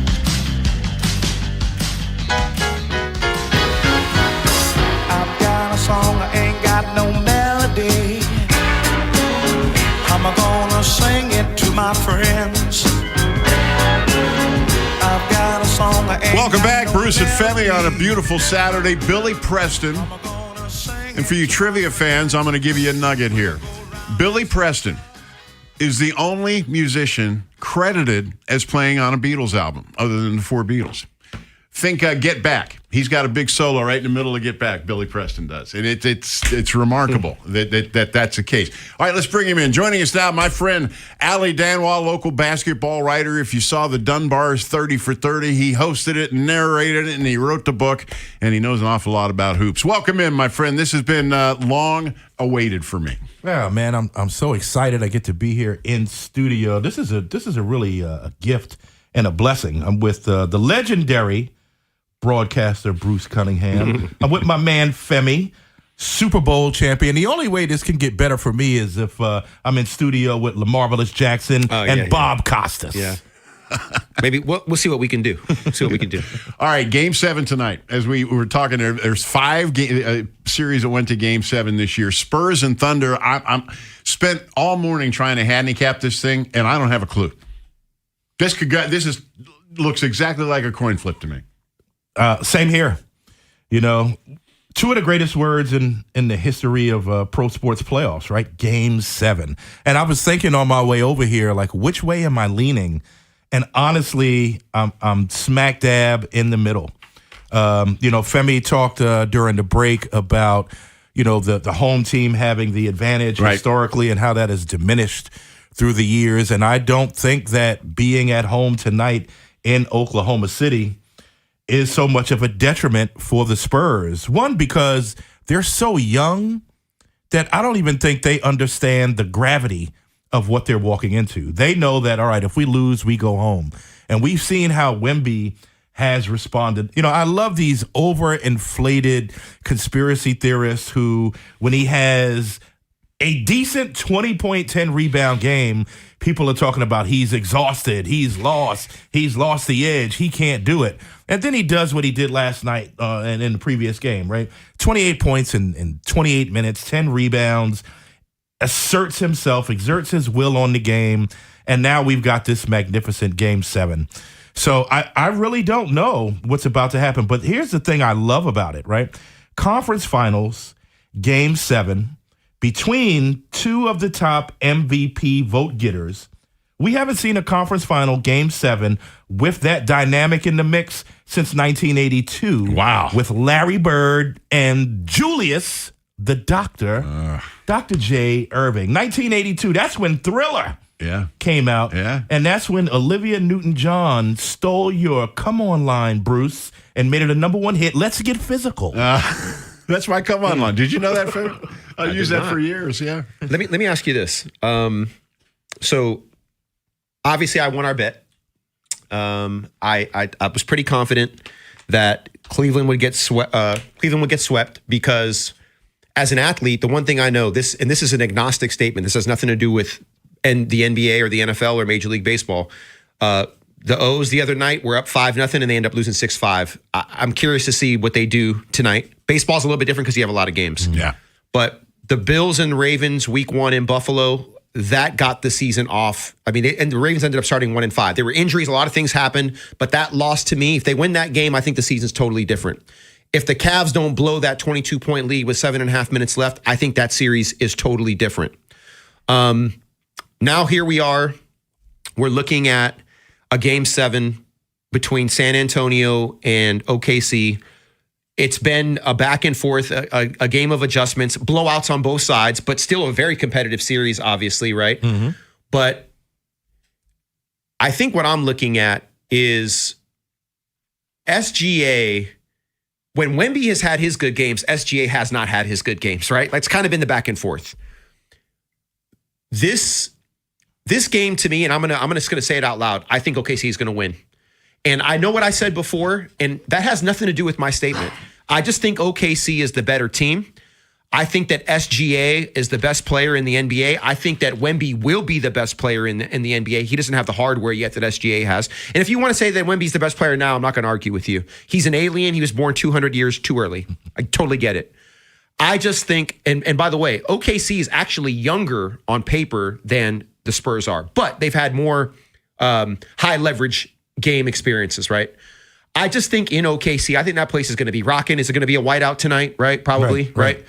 I just believe that OKC is going to tap into something that San Antonio hasn't had the ability to tap into yet. But guess what? If they win that game tonight, they would have tapped into it because that's what they're going to need to do to win. Exactly. First off, I want to say that I have never been happier to lose a bet. Never in my life. Well, Bruce was asking me earlier about my Knicks fandom, which goes back to the earliest memories of being sports conscious. It was the Knicks and Muhammad Ali. Yeah. Right? Yeah. And so I can recall being in the nosebleed seats in Madison Square Garden with my uncle during the very lean years of the mid to late 70s, the early 80s. Even with the magnificence and the brilliance of Bernard King, it wasn't until Pat Riley came. Rick Pitino had a nice little run really quick. He was miscast. Getting us to the playoffs. He was miscast in the NBA. He was, but he was a genius in that he saw the importance of the three-point line early on. Yeah. When he got Providence to the Final Four, utilizing Billy the Kid Donovan and Delray Brooks and that three-point line, people said, that'll never work in the NBA. Well, now look at what's happening in the NBA right now. Right? And so, again, Rick Pitino is ahead of his time. Interesting thing, though, is that Oklahoma City has only lost one home playoff game this year. Wow. Right? Who did they lose it to? The Spurs in game 1. Right. So the Spurs don't feel as though that is a mountain that they can't climb. Last year, they were 11-2 at home in the playoffs. And now, again, they've got this advantage. But as you mentioned earlier, man, it's not what it used to be. I agree with you that I think OKC is the better team. They've got the experience. You know, they're looking to become the first team to get to back-to-back finals since your guys, the Warriors. Yeah. 2014 through 2019, right? That great mini dynasty run. Mm-hmm. And prior to that, the mini dynasty that they dethroned, the last team to get to back-to-back finals is, interestingly enough, the San Antonio Spurs with Tim Duncan. 2014, right? So a little bit of a poetical convergence. You mentioned Delray Brooks. I'm going to tell you a little bit of trivia about him that's probably going to blow your mind. Everybody knows, well, basketball fans know, that Bobby Knight ran off Larry Bird. Oh, yeah.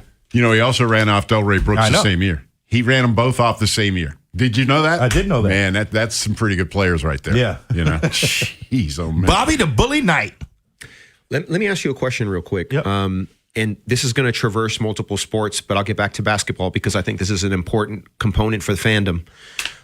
Baseball, we love to see home runs. NFL, we love to see 80-yard, 50-yard, 70-yard touchdown passes. We love to see running backs go 60, 70, 80 yards. The NBA, we love three-pointers. The NBA without three-pointers, to me, I'm going to be real with you. I think I'd have a hard time watching. When I hear coaches that I respect and love float ideas of getting rid of the three-point line, it's a part of the game now. Oh, yeah. And Major League Baseball has moved fences in to increase three-pointers. The NFL has changed the rules to increase passing.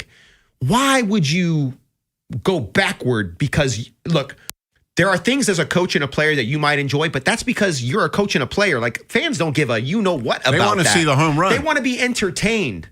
And so, like, to me, when I hear ideas of the three-point line going away, like, I love Steph Curry. And guess what? When I was in high school, I was a shooter. I was a three-point shooter. That's one of the things that I did.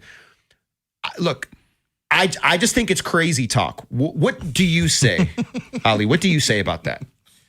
Man, that's crazier than a $3 bill. Okay, good. Thank you. You know, who in their right mind is going to take away this unbelievable weapon that kind of levels the playing Anybody field, can shoot a three. right? Because you get hot at the right time. And we see when San Antonio has that three-point shot going, then they have a chance and an opportunity to do the unthinkable, to dethrone this young, great, talented, brilliant team that we're seeing in Oklahoma City. I think what people get frustrated with is that people that can't shoot threes shooting 53s a game. Yeah. Right? And when you see a beautiful balance of it, when you see teams that are operating in the post and teams that know how to utilize the three-pointer as a weapon as opposed to their only source of offensive strength, that's what's frustrating to me, watching a game saying this guy has no business shooting 10 three-pointers a game. But that's the natural evolution. That's where we are. I can understand maybe some talk of moving it back so that, I can see that. We have, like, you know, when we saw Steph Curry, people weren't able to do what he was able to do because he's Steph Curry. Right. People weren't able to do what Larry Bird was able to do behind that arc because he was Larry Bird. But now, you know, you're seeing pedestrian guys whose only skill is to hit that three. Right. And when they do it, it looks great and it feels great. And when they don't, as a fan who's paid $250 to go to the game, you're like, what am I watching? But to even float the thought of removing the three-pointer from the game, I mean, that is just pure ridiculous. It's blasphemy. When they first brought it into college, I was working in Alabama, and Sonny Smith was coaching Barkley at Auburn. Yep. Have you ever been around Sonny Smith? Never been around Sonny Smith. One of the funniest coaches ever. And he, they brought it in for the 83-84 season. He said, well, I went to practice. All my players had their head down. I thought they was mad at me. Hell, they looking for that line. You got to look for it. But in the it's ABA, the great equalizer. In the ABA, it was 25 feet. So you could probably go back to 25 feet. I mean, there's a precedent for it. Bruce, I'm glad you mentioned the ABA. I'm always going to mention because the ABA brought us the three-point line. The ABA brought us the urban African-American aesthetic. Exemplified by the aforementioned Julius Erving, Dr. J. The ABA brought us so much today that people take for granted. So to say, you need to take that line away, to me, that's a front to what the ABA brought to the game, the historical significance of that great three-point line, and just the brilliance and the beauty of the game today. We have so many people that are, this get off my lawn mentality. Oh, yeah. And it's a part of the game. It's going to continue to grow to be a part of the game. And it is a necessary skill set now. So you'll see guys that are on NBA rosters that 10 years ago would not have been. And you see guys 10 years ago that today they wouldn't be able to make an NBA roster. The game evolves, it grows, it changes, and it's a part of it. And I think, it's what makes it beautiful in that you don't really know. Yeah, you know what I love? I love the idea that a little boy or a little girl can get a handle and a shot, and they could actually be a difference on any team. And that is something that comes with a lot of hard work. You're not 6'7", you're not 6'8", you don't have control over that. If you're a girl, you're not 6'2" or 6'3", you don't have control over that. But your handle and your shot, you can work on.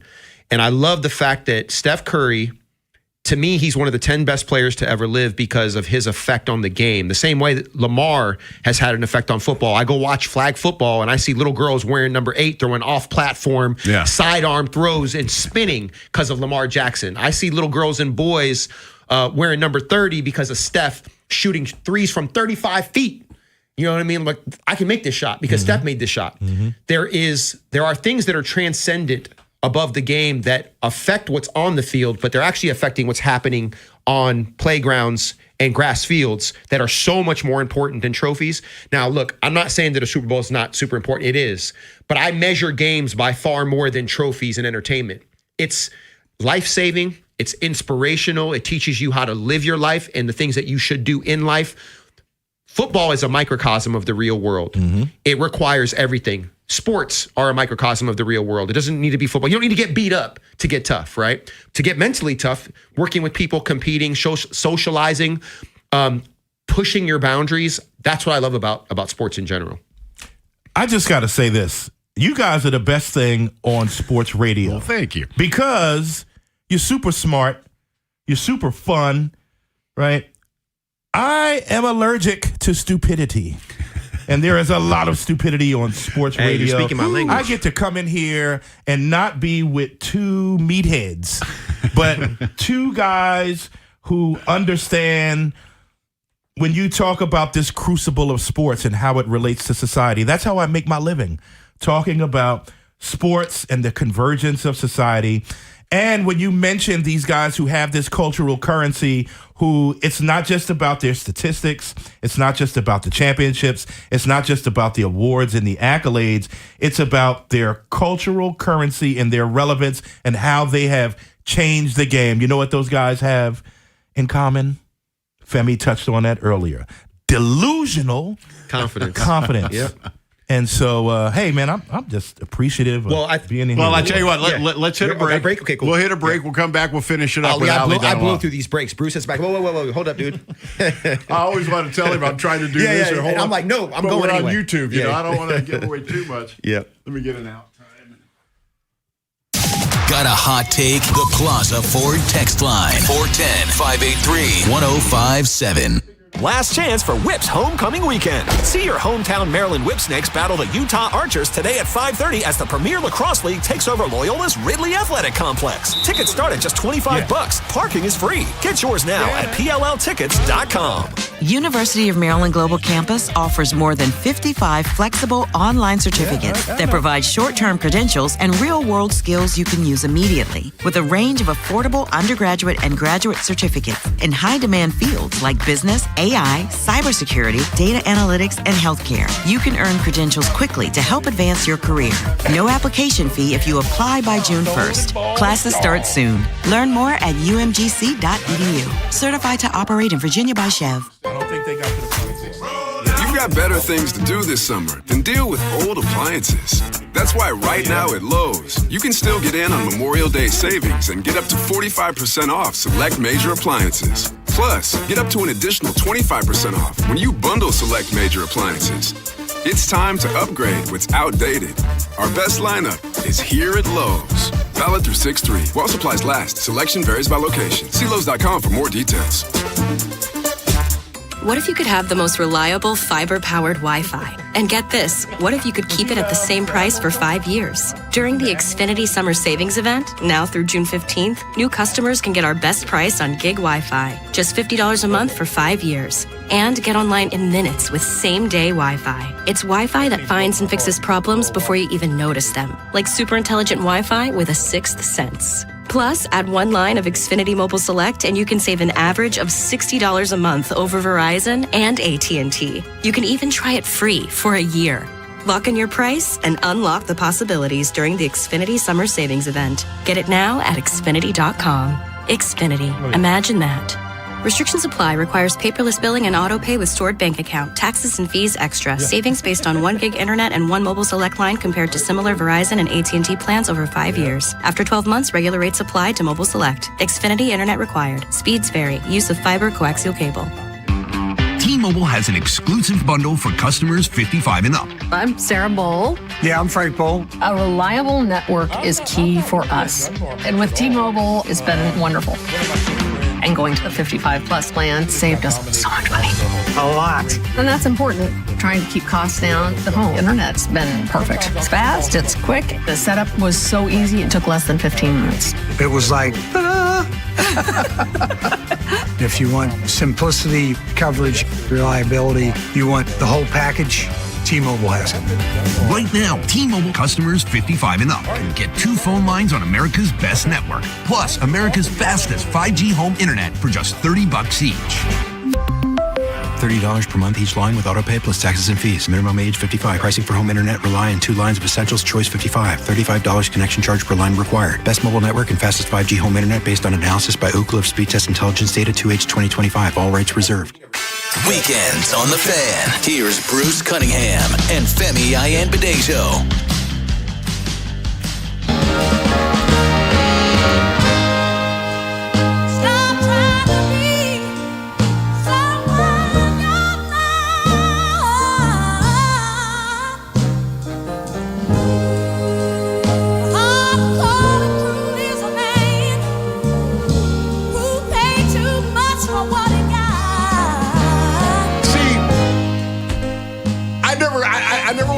On this, you know, This is my walkout music. You already know. That's our benchmark. We've established this. Femi asked for this song in the final segment. We always play this at the beginning. So, Ali, the background on this is that when I was at Cabrillo Community College playing baseball and football before I got my scholarship to San Diego State, I was a bouncer at a club in downtown Santa Cruz. I think I was 19 or 20.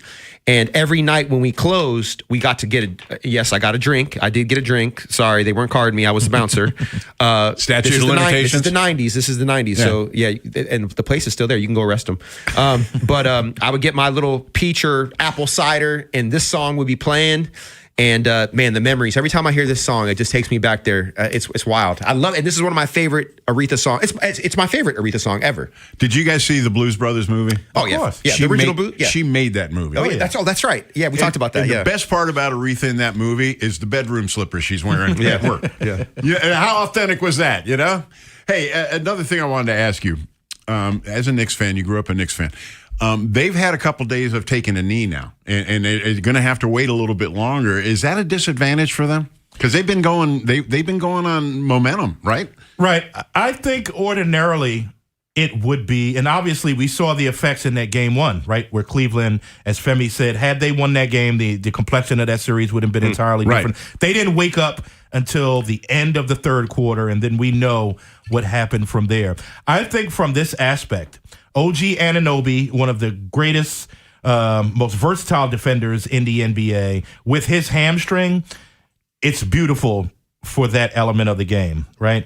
It's beautiful for the bumps and the bruises and the guys to really sit down in the classroom. Femi talks about the mental aspect, right? To be able to look and dissect and watch this series in the Western Conference unfold and to really drill down on, okay, if we get these guys, let's see, what's going to work for them. This is what they're doing in these scenarios, these situations. And so they've got, from a classroom perspective, Bruce, I think they've got an advantage in that they've been sitting back and watching. They're getting healthy. They're in the training room. And I think they are staying pretty well oiled.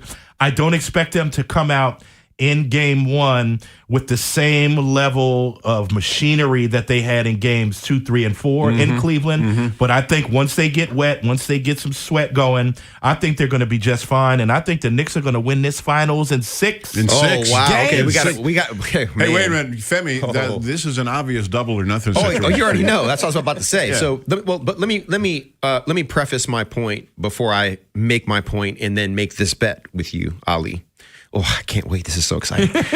So I think that the Knicks would, and once again, this is all based on the regular season, and we know this is not the regular season, but this is the data that we have, and this is the data that I'm going to use while qualifying it and saying that let's throw it out the window, but we're going to use it anyway for now because it's fun to talk about. OKC held the Knicks to 100 points per game on average. I think against San Antonio, they scored 128 points on average. Right. I think OKC is a much higher hill to climb than San Antonio, in my opinion. So if San Antonio is able to dispatch OKC, I'm not as happy to make that bet, but just because you put it out there, I'm going to make it anyway, just because I just think the Western Conference in general is tougher. But the Knicks are making me believers because I know what it feels like. Not? They are. The Knicks remind me of the 2000 Ravens in this way. Every single time that we played against anybody, the Denver game, we were favored. We knew we'd win that game here. But when we went to Tennessee was favored. No one thought we'd win that game. When we went to Oakland to play the Raiders were favored. No one thought we'd win that game. I actually think we were underdogs against the Giants in Tampa. We knew something everybody else didn't know. We didn't care. We didn't give a damn who was on that field. They were about to get their ass beat. We knew that, and we showed that to everybody. And it's easy to say now, but I was on that team. I know what the conversation was. Like, I was privy to the way that we felt. We felt unstoppable. And my guess is the Knicks feel the same way. And maybe they know something that none of us know. They know something that we don't know about who they are and what they're made of. And that belief, that delusional self-confidence might carry them to a championship, which is wild to think about, Ali. I fully believe so. And I love that comparison, right?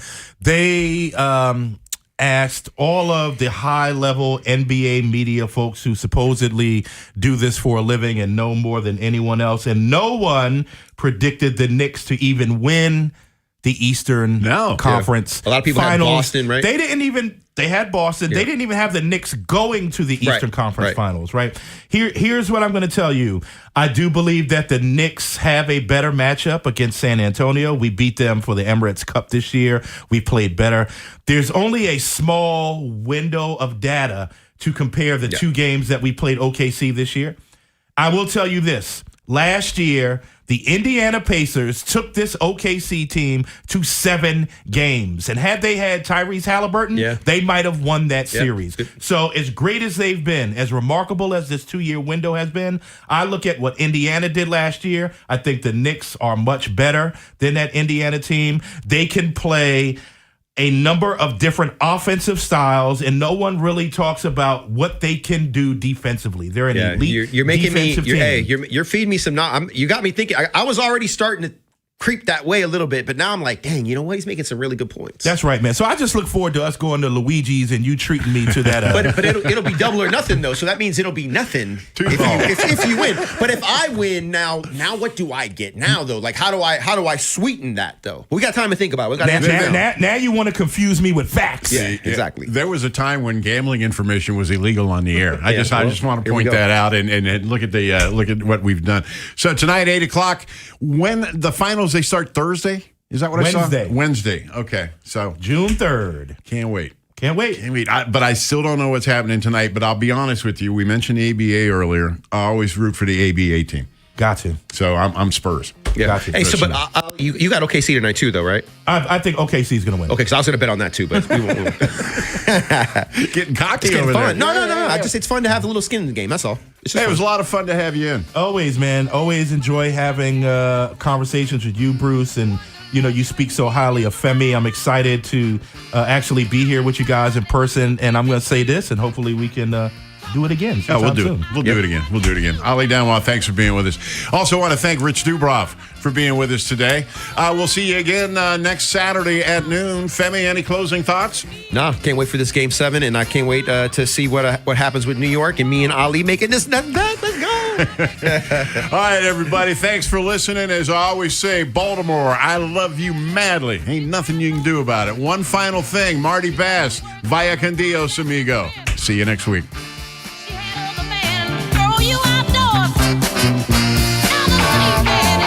Big Bad Morning Show. Vinny and Haynie. Inside Access. Live on YouTube weekdays 6 till 6. Subscribe for daily shorts right to your phone and never miss what you missed. 105.7 The Fan. With more choices and the most Memorial Day savings, drive home your best deal from Dark Horse Toyota of Baltimore. Whether you're upgrading, buying your first car, or just exploring options, Dark Horse has the keys waiting for you. Memorial Day deals all month long at Dark Horse Toyota of Baltimore. I move mountains for a living. Literally. That means I don't carry hand lotion, and when it comes to serious heartburn, I don't mess around with anything but Rolaids Max Strength. Its dual-active formula has 1,500 milligrams of calcium carbonate and magnesium hydroxide that relieves heartburn fast. And the best part? The roll fits right here in my pocket, so I can get back to moving mountains. Rolaids spells powerful relief. 1,500 milligrams is our highest amount of antacid per tablet. Read each label. Use as directed. Keep out of reach of children. Okay, class, let's begin.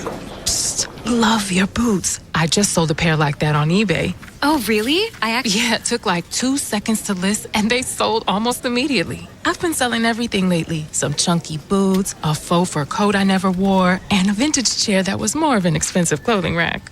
You know, I actually bought these on eBay. Wait, are you Kitty Sell Stuff from Brooklyn? Okay, quiet, please. Find what you love. Sell what you don't. eBay. Things people love. My name is Whitney Allen, and I'm a widow. My husband, Ryan, died. We never thought we'd ever have to use life insurance, but the unexpected happened. With Ethos, signing up was fast and 100% online. You can get a quote in seconds, apply in minutes, and get same-day coverage. No medical exams, and you can get up to $3 million worth of coverage. I'm grateful we were prepared. Get your free quote at ethos.com/game. That's ethos.com/game. Paid spokesperson. Time spent on application may vary. Online health questions required. This is the story of the one. As an HVAC technician, he and his digital multimeter are in high demand. So when a noisy office HVAC turns out to be a failing blower motor, he doesn't break a sweat. With Grainger's easy-to-use website and product information, he selects the product he needs to keep everything humming right along. Call 1-800-GRAINGER, click Grainger.com, or just stop by. Grainger, for the ones who get it done. No way. Gas prices shot up again. I know, but I got us covered. So generous. What's your deal? What's my deal? I went to Metro and saved. Got 4 lines for just $25 each and 4 free new Samsung Galaxy A17 5G phones, and all on the T-Mobile network. Ah, how about we go to Metro today? Get that more for your money feeling. Visit your Metro by T-Mobile store. Just bring your numbers. Not available if you've been with Metro or T-Mobile in the past 180 days.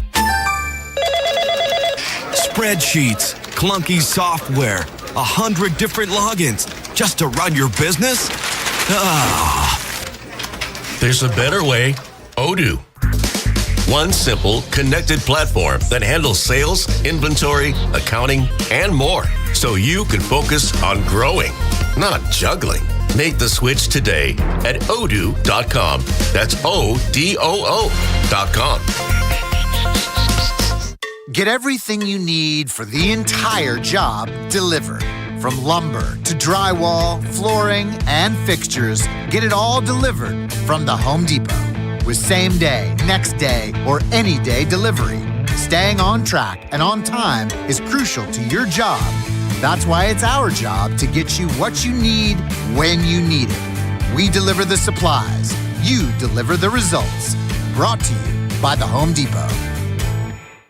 This is WJZ-FM, Catonsville, Baltimore's sports talk at 105.7 The Fan, and always live on the free Odyssey app.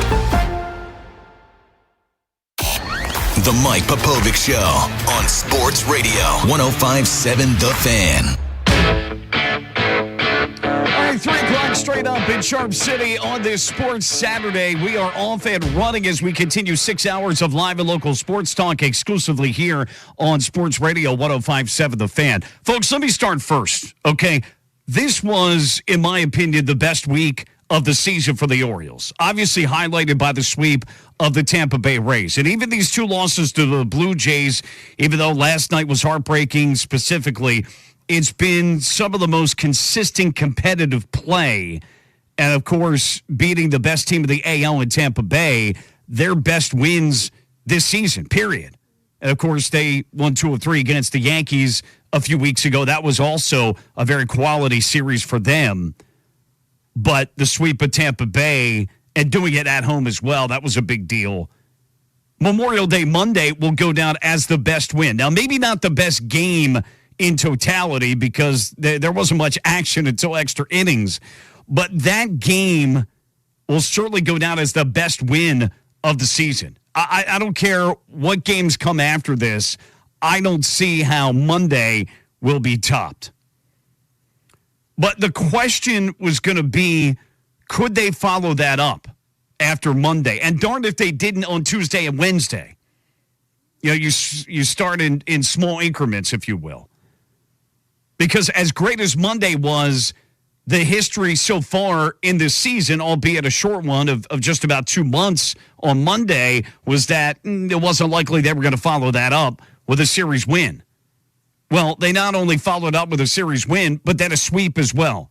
And they did it in fairly commanding fashion, which was great to see on Wednesday. I mean, that was a beatdown to the Rays. But then the question was going to be, okay, what though after this series now? Okay, great.